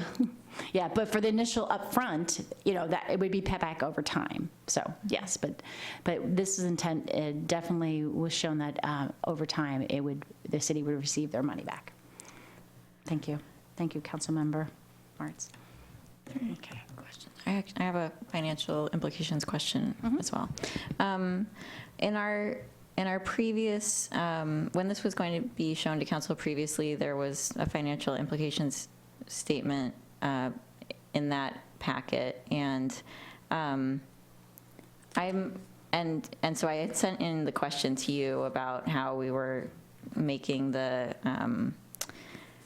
Talus Development Agreement funds and where different funding was allocated. So from that, you wrote back that there was 1.5 million minus 1 million reallocation to human services, and then 400K to Arch, and then 100K remaining balance available to spend towards affordable housing. So that's 100K that's in addition to the 965.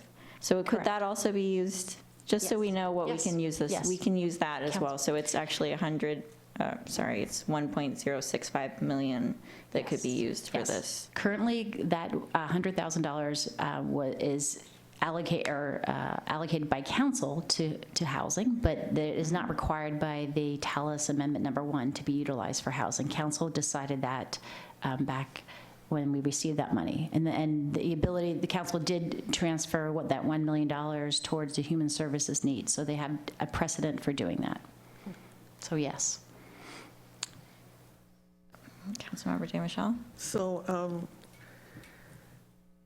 if this project moved forward, would we be eligible to apply for Arch funding? And would that be another source of revenue? And I guess it would be really helpful for the new members at least to just have a list of all the sources of possible, well, maybe a list of what we already have. Sure.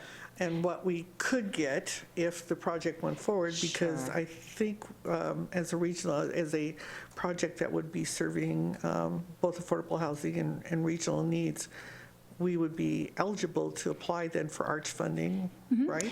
So this 2.05 is about the Opportunity Center alone. So the actual larger project, which is $165 million project, has a lot of sources, and we have a slide I can actually send out and make sure that's in the future presentation about. We do have a $2 million allocation already from Arch for the affordable housing portion, as well as $10 million from the King County TOD fund that was awarded to King County Housing Authority, and there's equity funding in there, and our contributions for multifamily tax exemption and waived fees as far as what the cost would be. So it is a large project, and these amounts are the small pieces of that. So, but I can share that information to add up to the 165. Yes, sure. Yeah, so just to echo that, I think there have been a lot of moving parts to this, and there's a lot of different design elements that, yes, there's a lot of history here. So I think for all of us, it would be helpful to get that refresher, but particularly for the newer council members, because there's a lot of different funding pieces, and there's a lot of different levels of AMI, of housing, and a lot of complexity. Yes, thank you. Yeah. Council Deputy President Ray. The reimbursement of the water fund of whatever the appraised value is, let's call it 600,000 and change. Is that something else we need to factor in here, or how does that occur?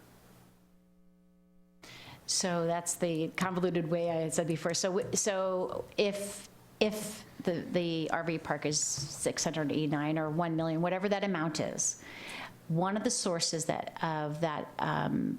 reimburse that would be to transfer sub-ownership of the former King County Road site to the water revenue funding portion. So we do a property exchange or an in-kind reimbursement. City owns both, From one ultimately fund to another. another fund. I got it. It's a fund Yes, transfer. from a general fund. Fund transfer of property, not dollars. Exactly, yes, yes. Okay, so thanks for your questions. I realize that we're here focusing on the RV park itself as a relocation site, but as you mentioned, this has been a project we worked on for many years, and there has been multiple touches at council over probably 20 meetings where we've had really complicated conversations, and we will have more. So we're going to dive into what the two options today. Today we want to get some feedback on, and we'll be back next Monday for a vote. And so the option A is to direct us to pursue negotiations for the TOD and opportunity site utilizing the RV park. So in essence, we would proceed as of the original intent. The change of the relocation site would be the King County Roads property site to the RV park site. The next step for that is to for our development team to pursue, and again, this is also, I should mention, this is also, this is necessary for us to move forward in order for CenturyLink to then make a decision and begin negotiations immediately to meet our funding timing deadlines. We will be back to council with a binding agreement regarding the property exchange. So by allowing us to pursue negotiations using the RV park, that does not mean that we will be back at the end of the project and say, yay, we've opened it up. You will be able to look at all the details of what the appraisal amount is. We will look at all the details of how the site design is going to be, et cetera. And so that is very important. That binding agreement is very important for the development team to have in order to move forward, because they do not have site control now. They then will pursue further design of that site to getting, again, permit ready to move forward. But that agreement will come back for council review and approval. We would then also have the opportunity to move forward with Health Point to look at negotiating a letter of interest in the lease, and that would come back as well. And to be clear, the site for the RV park is currently zoned community facilities, and so we have an application into the docket to change that for land use, for the comp plan amendment and zoning amendment from CFF to intense commercial IC, which is the similar zoning of that area. That's our intense commercial area, where the types of operations that CenturyLink does, which is basically having trucks, work trucks parked there and leave there to serve the region, is an appropriate and similar use in that area, and we believe that's a much better use than next to our transit center and our regional growth center. And then again, in the future for the RV park site, yes. To clarify, is the site that CenturyLink is currently on, what's that zoned as? I'm sorry, so ask that, I didn't hear that last part. The current CenturyLink site is zoned as what? Oh, Urban Core, UC. So that is the one that's located next to the transit center, Issaquah Transit Center, is in our regional growth center, and it's in our central Issaquah plan area. It's in the highest dense zone in the central Issaquah area. If we would move CenturyLink over to the RV park, because it's city-owned, it's not zoned for a commercial use right now. It's for a community facilities use. So that's why we'd have to go through the comprehensive plan process. And somebody is shaking their head. They've been through in a planning commission. So it's a process, but again, one that we've already submitted the application, and council again would look at that process through the year. Okay, and you're saying that both of those zones meet the have the land uses allowed that CenturyLink wants to use it for. Mm-hmm. Okay, thank you. Okay. So again, if council gives us action to proceed, we anticipate in April bringing back a binding property agreement, and then in November the normal comprehensive plan process would be back to council for approval for that amendment, and then in the first 2 quarters of 2021, we would be back to council with development agreement and looking at hosting a community meeting to kind of refresh the community about the TOD project and continue to communicate. And then you'll see that looking at the CenturyLink portion. So for newer members, one of the challenges of this project is that the development team actually has to design and build, permit and build the CenturyLink new site, move them, and then begin the affordable housing project, which is really what we're interested in and excited about.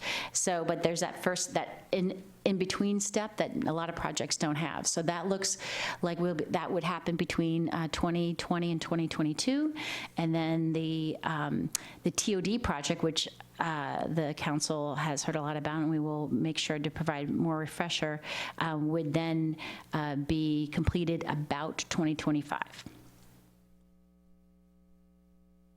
So it seems like a long time, but for these kind of projects, it's, as complex as it is, we're excited that our team has stayed with us and really committed to this project.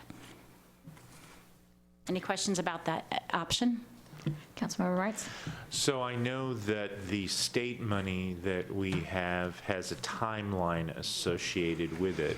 How much float do we have on the dates that we have here in using that money? And a project management term float is how much can it slip before you hit a wall, basically. Okay, thank you. The definition. So we will, if we proceed with this in this timeline, we will continue to communicate with Commerce. We'll work with our representatives to make sure that we can utilize this money. One of the things we plan to do with that allocation was to commit it to the design and construction costs of the TOD.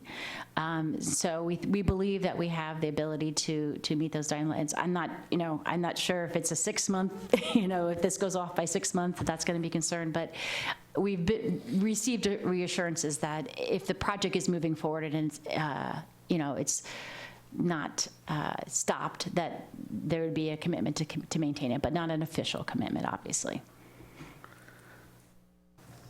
Councilmember DeMichelle.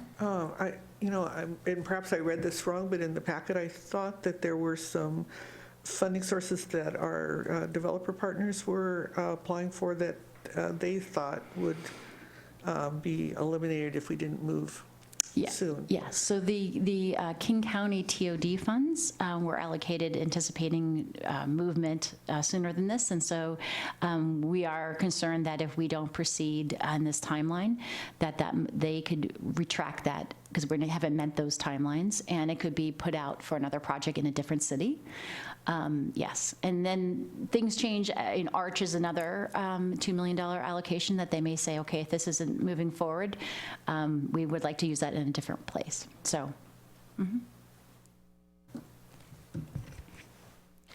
Just one thing to add, as I made earlier comments on how we feel that this is the last site that would enable the TOD portion of the project to move forward. One of the reasons for that is because of, no other sites we've been able to identify, but also because of those timelines that are provided by our funding. So including King County, including Arch, and of course the state allocation as well. And so that's one of the reasons why we believe that this is really the last option for the transit-oriented development and housing component and the Opportunity Center to be developed together.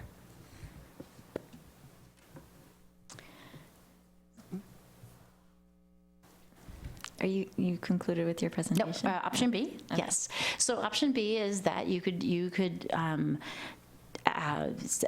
decide not to utilize the RE Park and to pursue the Opportunity Center alone. And this was discussed as an option as well at the October study session. And what we heard back then was that it was, we would want to ensure that it was near a transit or the transit center. And basically, we would need to work with Health Point to identify some standalone locations for this. Oops, I went the wrong way. So we would, in 2020, 20, yes. For the next few quarters, we would actually work with HealthPoint more directly to look at the different sites that are available, coordinate with the state regarding the funding, and then bring that information back to council. And the commitment that we made at the up to $5.5 million, which is now up to $2.05 million, we may or may not need to utilize, depending on what sites there are and what conditions HealthPoint may decide to lease directly from a private owner and work it out that way. So that all those things are kind of more information that we need to pursue. And again, assuming we could find they could find a site that worked, the actual improvements in the open site could happen between 2021 and 2022. So that is an option to not, that we would actually look at pursuing the Opportunity Center as a standalone location. And some initial research of buildings says they had looked at about wanting 10,000 square feet, and they actually preferred to have a little larger. And currently there are about 4 sites that are within that 10,000 square foot range, and there's two sites that are about a lot larger in the 40 to 50,000 square foot range that may be possibilities, but I would say none of those are adjacent or near the transit center. I didn't do exploration to see how many actually have specific bus lines going by them, but there are some sites that are available right now at this moment, but there's no guarantee that they would work for HealthPoint. Councilmember Martz? Yes. So for the benefit of those who weren't on the council 10 years ago, this is part of a long conversation that's occurred around an opportunity center of some way, shape, or form ever since the first $1 million came in from Talus as mitigation funds. And there was a long, this is like Moses and the Israelites wandering through the desert for 80 years sort of experience of trying to find an opportunity center location, and time again floating ideas only to find that they didn't work. Sometimes it was transit access, sometimes it was, for whatever reason, the fact that we now have sort of a commitment on the medical and dental. At the time, some of the folks in the community that were interested in seeing this weren't interested in seeing it if there wasn't medical and dental. That was it sort of spoke to the heart of what was seen as needed in the community. So my question is, how, if we went with option B, how does that differ than where we were 10 years ago wandering in the desert? You want to, yeah. So I think even some of the history you provided was before even my time in my previous service here, but we have an engaged partner now, HealthPoint, that's very interested in getting services in Issaquah. So that may be a difference. I wasn't privy to the previous discussions, and they are, like I said, so they're very engaged. That may be one of the differences. As Jen was saying, we would still need to identify what site would be available for them, and it would be a for-lease site. I think we were looking into, I know in years past we've had discussions about city-owned facilities and the suitability of those sites. I think what we're suggesting, at least at this point in time, is that pursuing a lease might offer some more flexibility and some of the options for them. But we do have an engaged partner.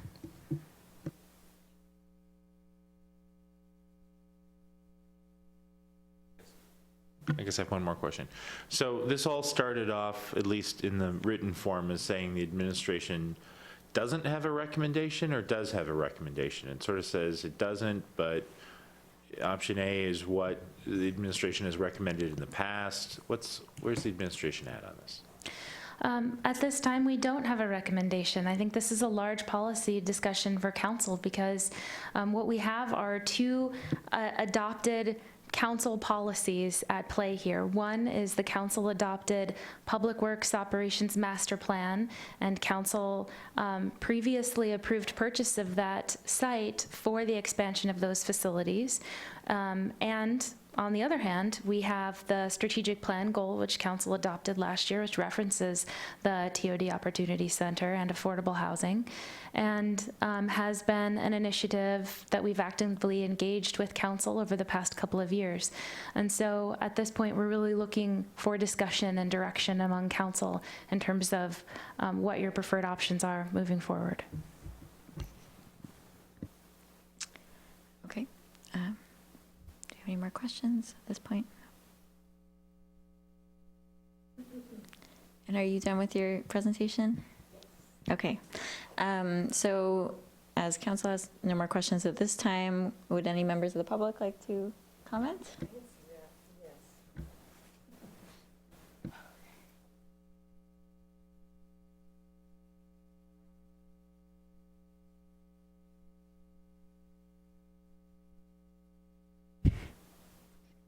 Feels oddly familiar as compared to over there. I'm confused now. So you all have gotten information letters from me, which I think more accurately described the land than was described here. Elrig is steep slope, surficial slide territory. I have slithered around Elrig for many, many, many hours removing Scotch broom. It's basically a vestige from Issaquah Highlands, putting a stormwater pipe down the hill so they cleared it. And it is no way ever buildable. So the King County land has had its critical area studies and does have its erosion hazard areas on it, and that is why CenturyLink does not want to build there. And if you recall, the school district didn't want to build on the top of it. So you have two groups very concerned about the buildability of the property. And then just behind the current city shop, in a ridge along the RV park, you have a hazard area that is a steep hazard area. So you have a critical area which would carry with it a 50-foot buffer.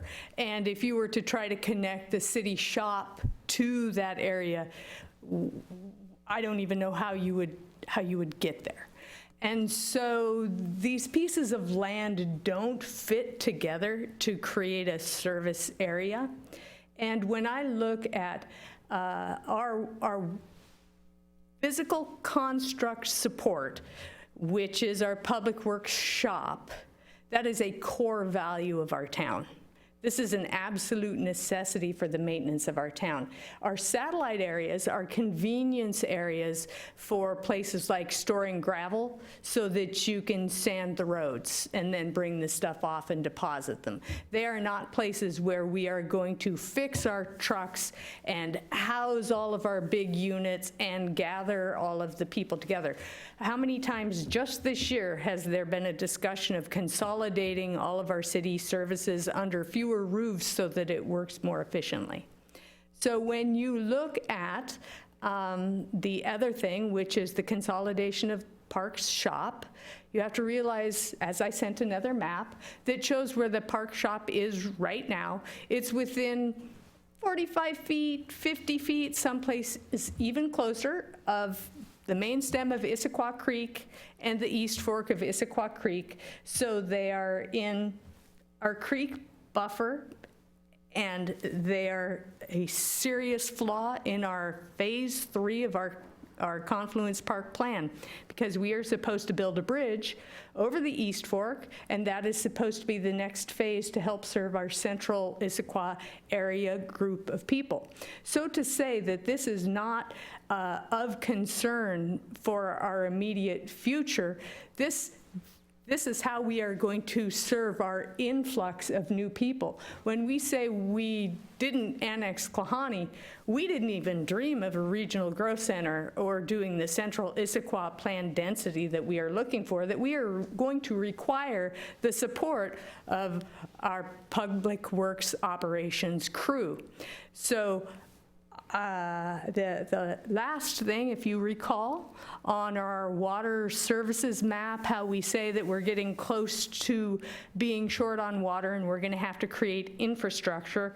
Well, one of the places that we were looking at doing the blending plant was over near this property, right in that area. And I haven't heard how they're going to deal with that, if that seemed like it was the most likely place. So, as a community person who is not, I don't believe we should spend the proportionate amount of tax dollars on opportunity centers and affordable housing as a primary core service. Our primary core service is keeping our infrastructure in place.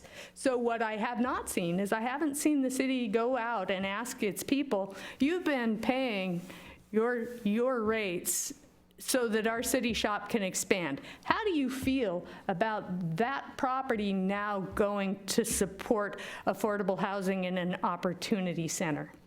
Would they choose that? And so then when you look at the valuation of the properties that the city staff provided to you, they chose to show you the King County parcel, which was such a giveaway, when there was a market rate parcel for 0.02 acres directly adjacent to the RV park that sold for $750,000, even with environmental constraints. So when Council Member Ray asks about the delta between the valuation of the two parcels, the RV park, the bottom part, is basically 2 buildable acres of property, which, rule of thumb is $1 million an acre. So you're going to have a delta. I mean, it's not rocket science. You look at the land, you look at the constraints, and you look at the current market value from something that actually sold on the market, and you can see that there's a delta. So when you decide what your taxpayers would prefer in priority order, they 80% would say, wow, our infrastructure comes first and we've paid a lot of money to make sure that we have a city shop that we can expand appropriately. And then we expect our parks also to expand appropriately. And if we have another option for the Opportunity Center that could actually cost us less money, then okay, well, let's try for the Opportunity Center. And as for the TOD, it has been so hard and it's so complicated that the land value is simply not high enough to support that type of thing in Issaquah. Maybe in 5 years it will, and then it will have legs and it will be easy. So, oh, sorry, I thought that this could not be a vote in this venue, and this feels suspiciously like a commitment for the next meeting, and that's really concerning to me, because given the language of we need you to commit, that is not a discussion, that is basically a vote. Well, you're saying you aren't voting, and I don't think that's appropriate for a work session. Thank you. Thank you, Connie. And so at this time, we can have council discussion or any other questions or, oh, sorry. Yes.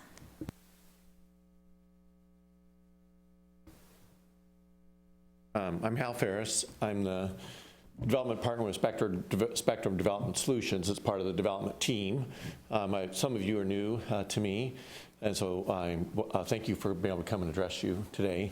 I just wanted to provide a clarification regarding the King County Road maintenance site and why CenturyLink rejected that site. First of all, within your allowable guidelines in terms of developable area up there and within the setbacks from the steep slopes, there is a 2-acre parcel that we laid out for CenturyLink that would be flat, that was usable for that purpose at that site.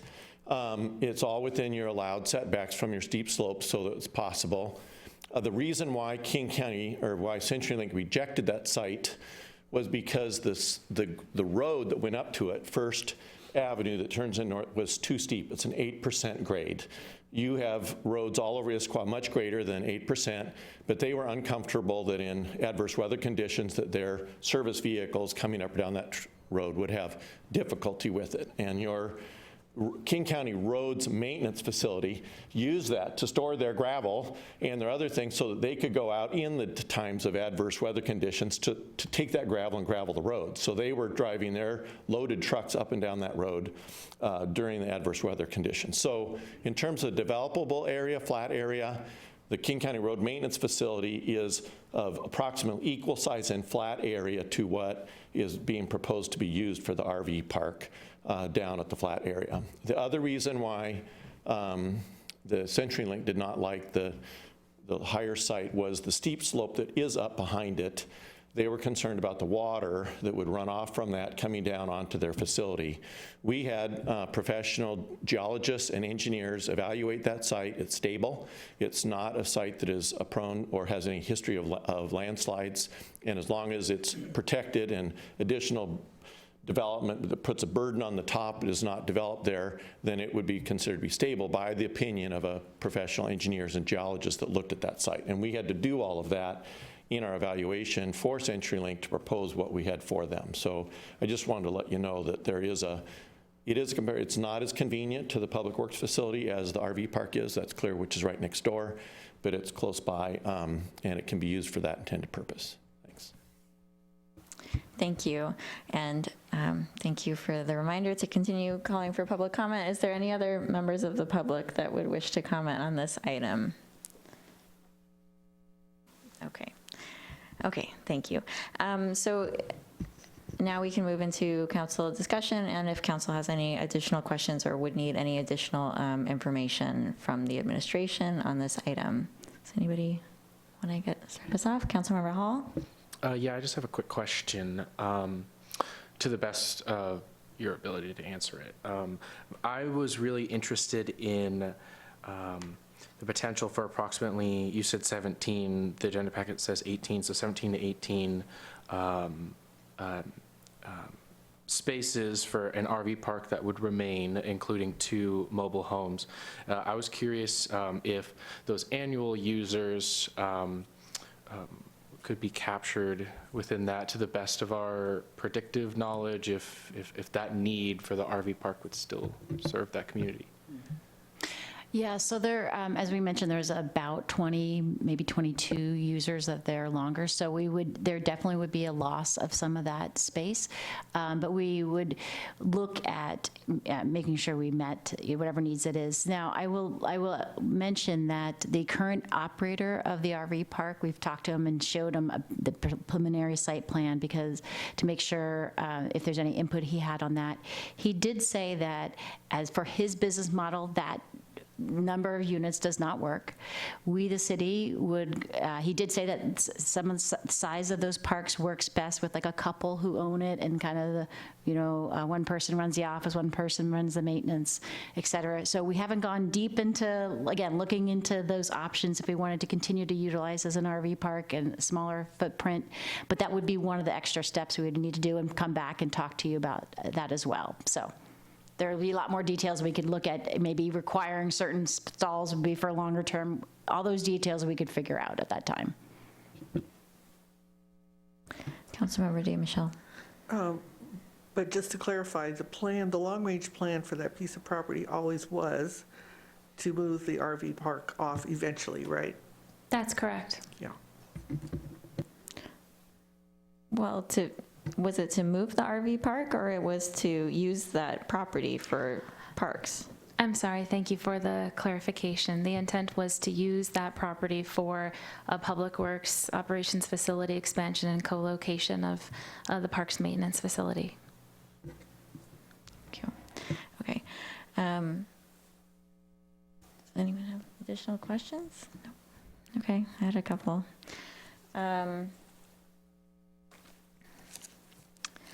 So I was also interested to read that there are approximately the same number of annual users that are there as would be in the park with the smaller footprint. It's not exactly the same number, but it is quite a similar number. So I wondered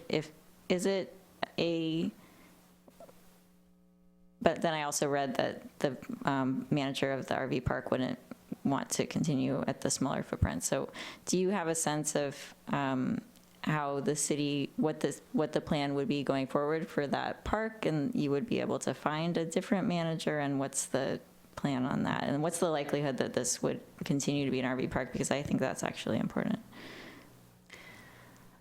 I don't know that we have a great idea of the likelihood that it would remain an operable RV park. I think the process moving forward would be that we would solicit other management companies to manage that, the remaining spots. And in talking with our current operator, he stated that that number of spots is a model that does work for others, just not his model. And so I think we would seek out those other operators that it might work for. But we have not gone through that process at this point. We haven't done a survey of other operators, so it's really difficult to say what likelihood there would be that we would find someone.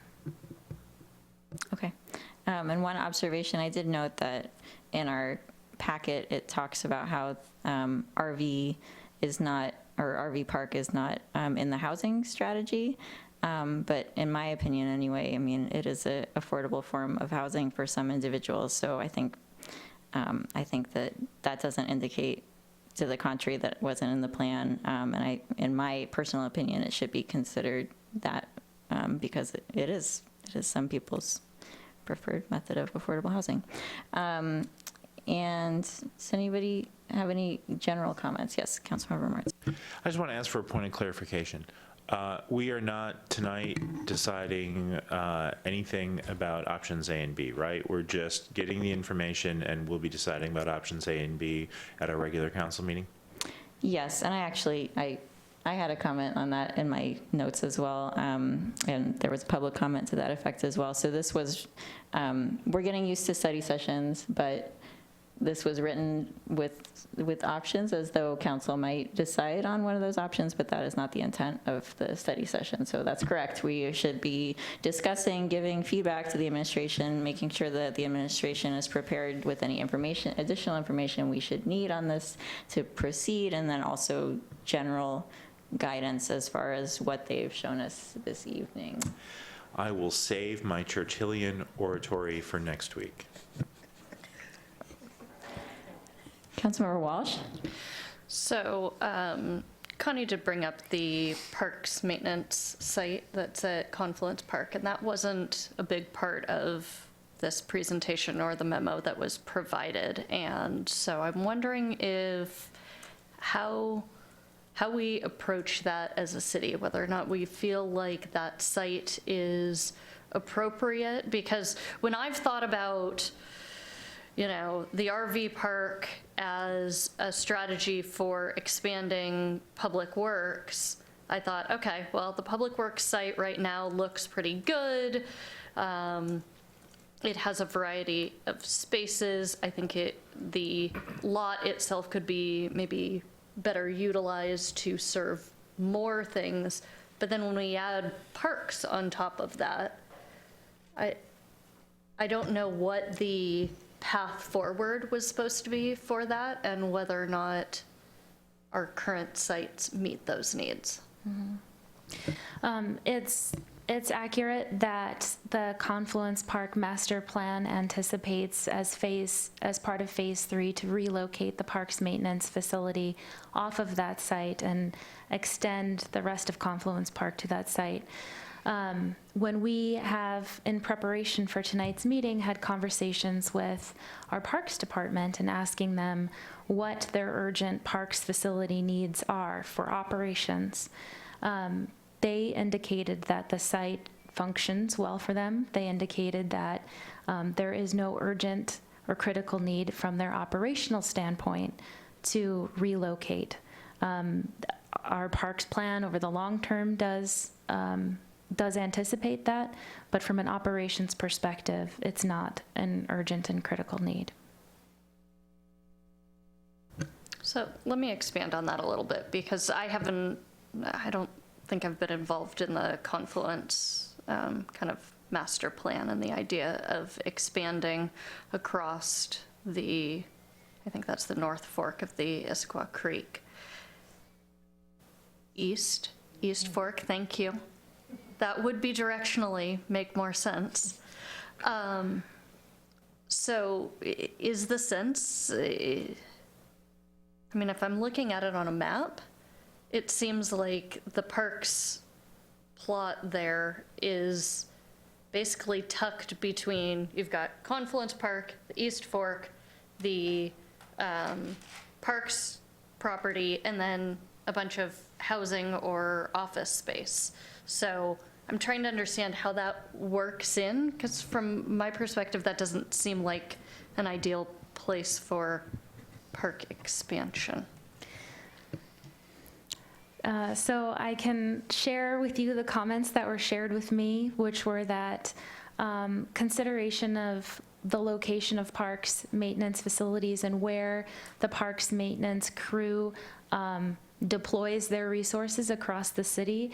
They find that to be a centralized location, as tucked away as it is, and we're overall satisfied with the accessibility for the operational needs. This is outside of any other city or community goals for that park, but that it is meeting their needs when it comes to accessing the sites that they maintain.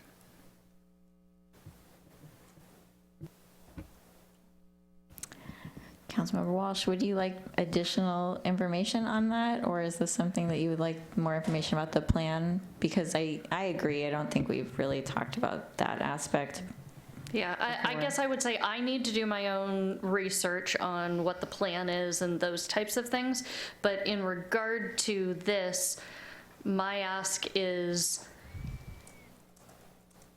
the intention to keep that property useful for parks maintenance? Or if we're continuing on with the Confluence master plan of taking over that spot, what is the administration's recommendation for where we would put that? And does that have anything to do with the TOD and the King County Roads property? Is that at the intention for the King County Roads property? The short answer to your second question is no, but I'd like to maybe talk more broadly. We have many capital needs in this community, civic facilities, other park facilities, other maintenance facilities. The current park operation, as Andrea said, is working. We have many, many things that aren't today. And so when we look at resources available to us to fix all the other capital needs that we have, especially for civic facilities, these are all pretty far down our list. Brett is here and has been sitting very quietly in the corner. He designed and built an excellent facility, which he maintains remarkably. I would say in my time here, our Public Works Operations facility is the nicest, most functional facility we currently own. And so the discussion of expanding that for future needs is an important one, since we are here forever. But at the same time, we have City Hall Northwest, which is very close to being not habitable. We have the building that we're in currently, which is troubled. We have future uses of the building across the street. We have our facility maintenance facilities. We have our Parks and Rec staff in houses. So these issues, while very important, are very far down the list. And so I think we don't want to in any way, from the administration standpoint, minimize this, because again, we are here forever.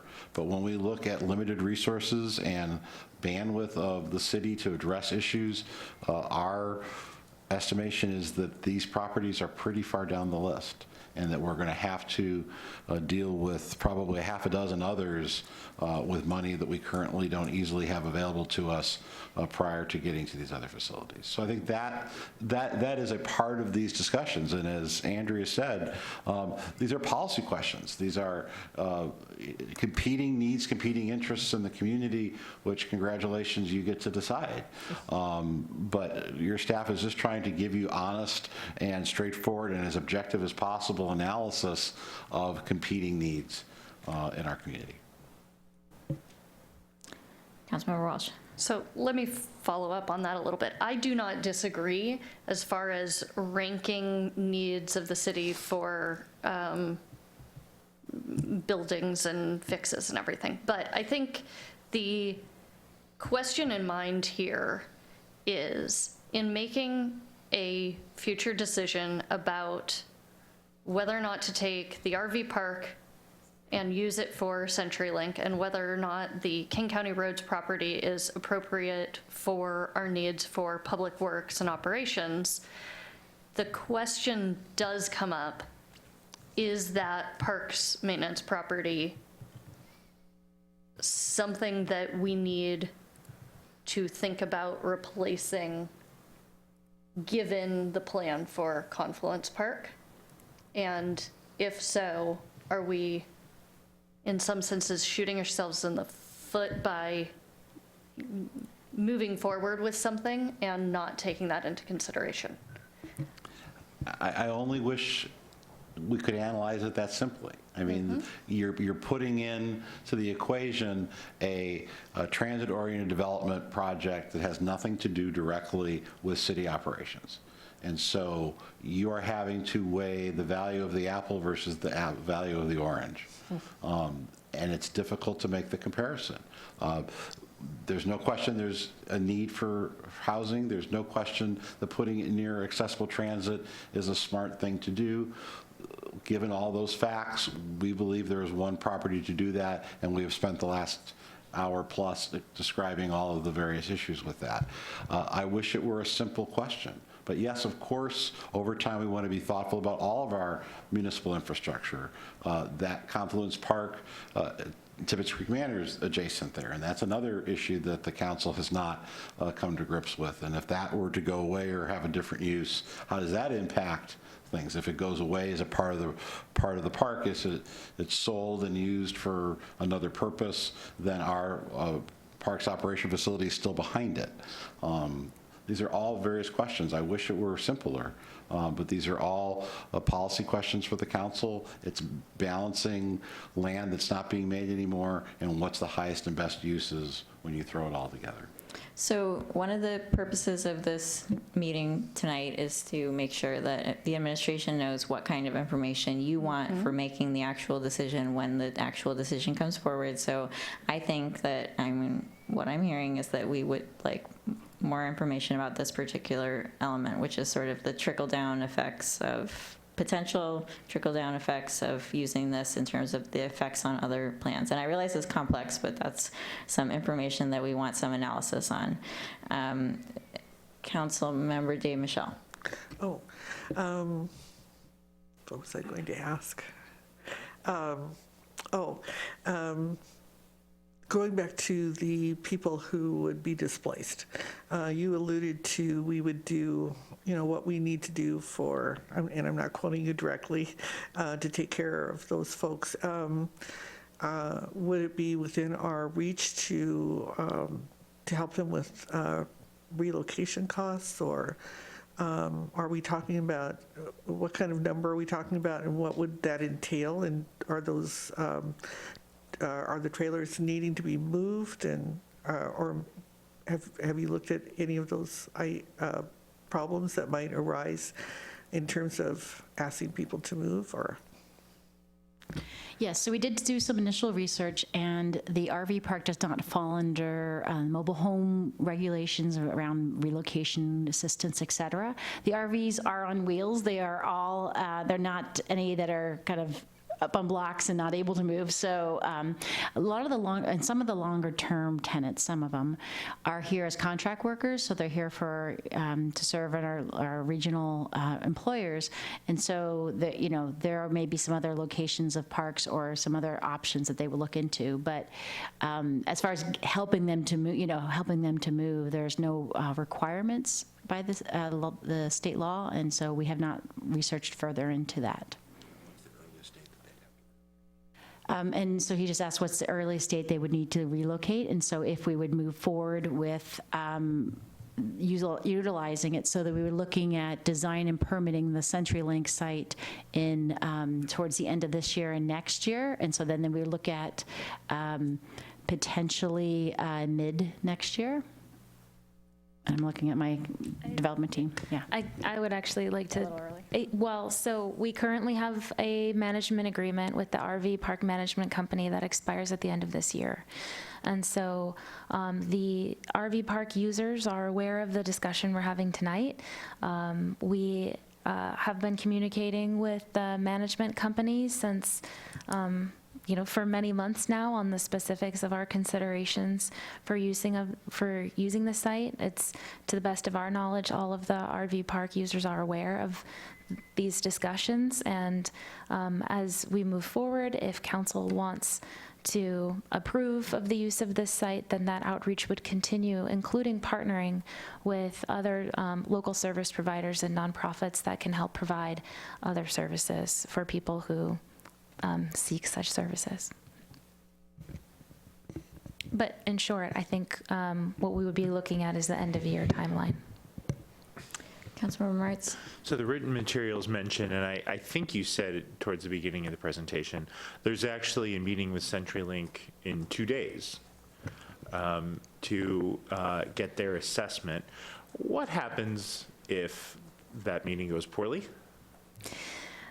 So if CenturyLink comes back to us and they say, given all our other concerns for the site and considerations, then this site is not acceptable to us and we do not want to relocate, then I think by default we would be coming back to you and asking about pursuing option B, which was presented, which is the Opportunity Center only option. And that's because, as we've said, they're really, in our best research and estimation, there really are no other alternative sites for the TOD project or for a relocation site for CenturyLink. All right. I asked because, golly, it would be unfortunate if we chew ourselves up discussing this tonight and then it turns out to have been for naught, given that it's 36 hours away. But I do appreciate you guys presenting this as soon as you could, but it's 36 hours away. Yes, that's true. And we are asking for, we had previously scheduled that discussion with CenturyLink earlier in the month, and that conversation has been postponed at the request of CenturyLink. So we were hoping to have more information available for council discussion. Because that's been postponed, we are still asking on February 3rd for the regular meeting for council to, at that time, provide direction to council, to the administration.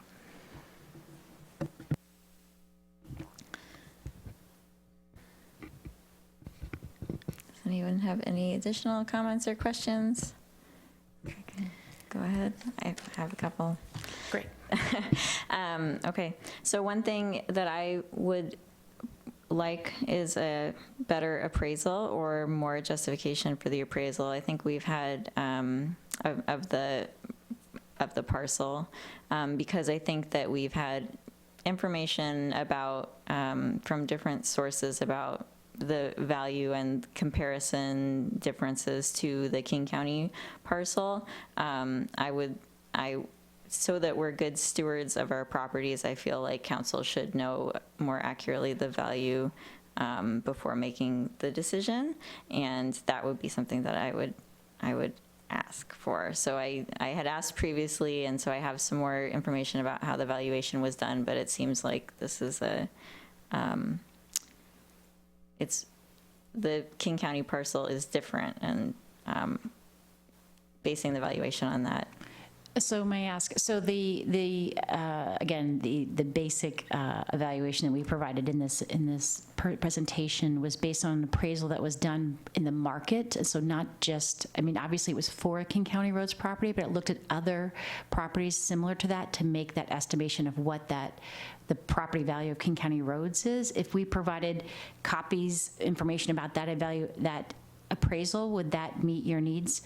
We are coming back next Monday, and so there's not enough time to do a true, Perhaps, I think what I've heard from members of the community is that there have been perhaps other sales of property in the area. So I think if we can identify any additional sales that have occurred perhaps since the appraisal, and have that information for you. As we have stated, if the council on Monday directs us to move forward with this, a formal appraisal would be done at that point for the final basis of a sale price. What we've tried to do is give the council some general understanding, but what we can do between now and Monday is do a scan of property sales and provide that for you.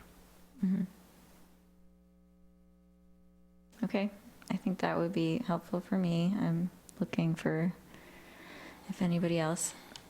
Some head nods, so I would certainly find that helpful. One other question that I had asked the administration, and since we have several other perspectives this evening, just wanted to confirm, is that there was previously more information in the TOD project about what levels of AMI, et cetera, were going to be served by the project. And so since this project is going over a long period of time, and it's continues to be very complex, one thing that I would like is confirmation that design elements or things haven't changed in the meantime, and that when we've previously looked at those percentages of AMIs that are served, for example, that we continue to know what it is exactly that we are going to have from the TOD. So that confirmation, again, would be helpful as well. And then I have a general comment, which is on the Opportunity Center. One of my concerns has been around the parking for the Opportunity Center and the fact that it's by a park and ride that is at a very high utilization rate, I think above 90% according to the Metro, who does a report about utilization of those parking spots. And then Mercer Island's park and ride also completely full. So if you look at like the park and rides that people would be able to get to, they're very highly utilized. And so that's one of my ongoing concerns. And to the extent that that information on that could be kept on the radar about placing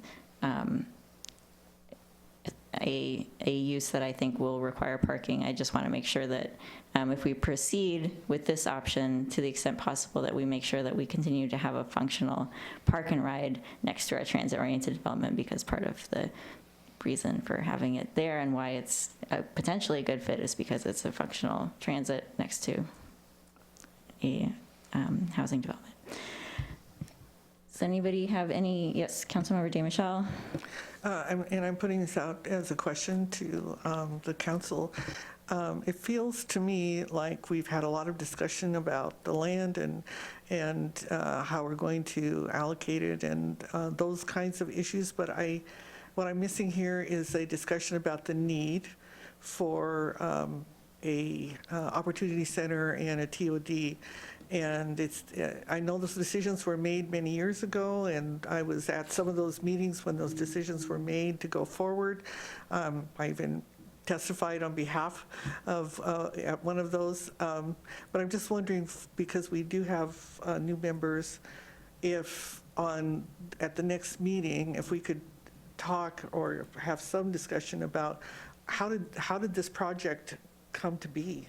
And what's the need that we're trying to meet?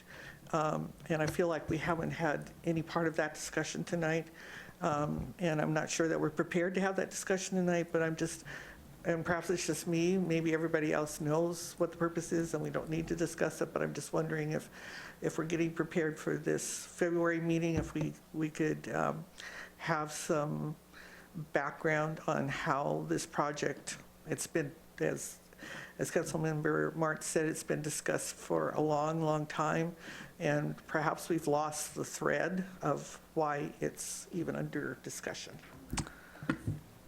I think that one of the sort of common threads throughout our discussion this evening seems to be the need for more background information. So I would agree with that for the next time, because it's a linked decision, right? So that's at the core of this. It's a decision that has to do with another decision and other things that will be coming down the line. So I think having more context would be helpful. Councilmember Martz. Yeah, to further that, earlier this evening, we talked about the importance of circling back with the Human Services Commission on funding.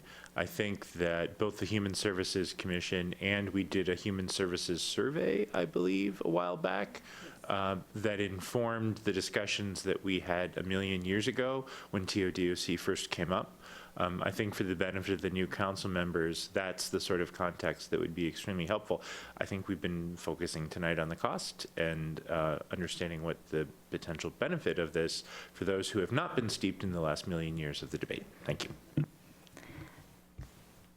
May I ask a question of clarification on direction? So in respect of the council members who have not been rooted in this for the past decade or so, would it be acceptable to council for staff to brief those council members, send out the materials to all council in advance of the meeting, in lieu of going into an in-depth presentation on all of these items at the February 3rd meeting? I'm looking around. Can you repeat?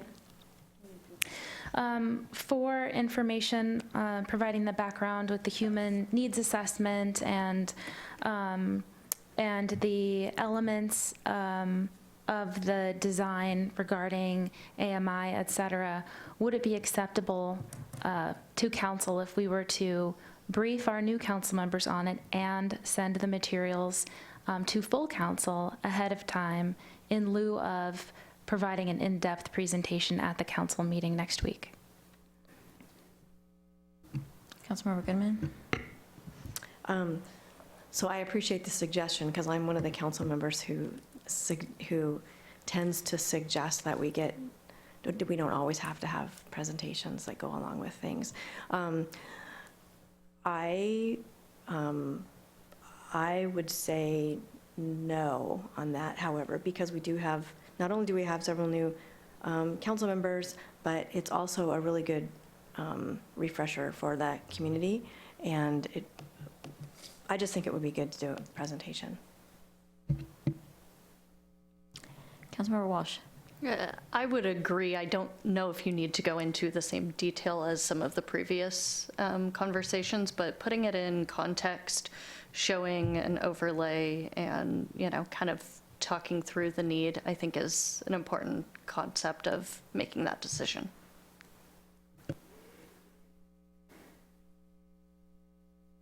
Okay, I will also agree also because I think one of my concerns is that this has been a really long timeline, and so I would just like to confirm, like I said earlier, that we still have the design elements that we looked at before, and I also think it helps communicate to the public about the bigger context.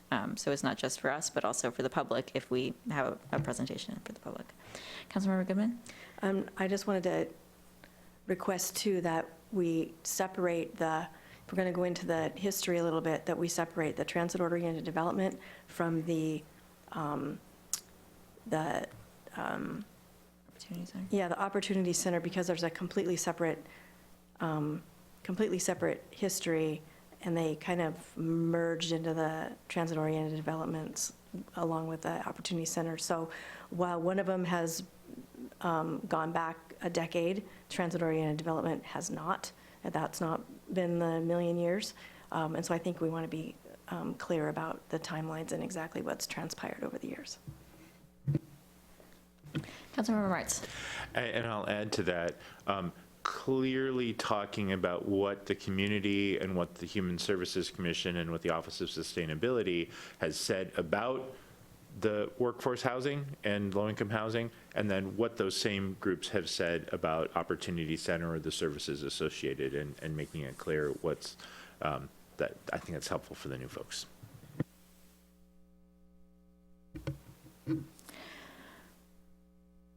And the community.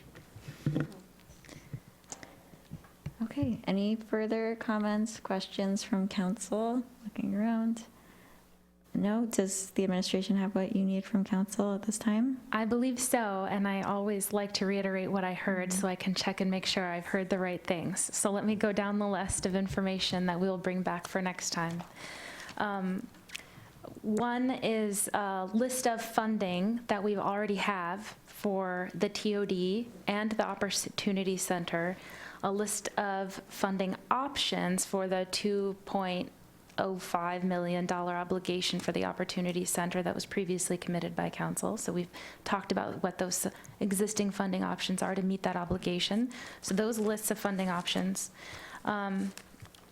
We also have on our list to bring back for you for next time the Confluence Park Plan and park maintenance site and the options for that, and considering an evaluation of the trickle-down effects, to use Council President Hunt's term, on the plans and the other sites and facilities needs that may be affected should council move forward and approve the RV park site.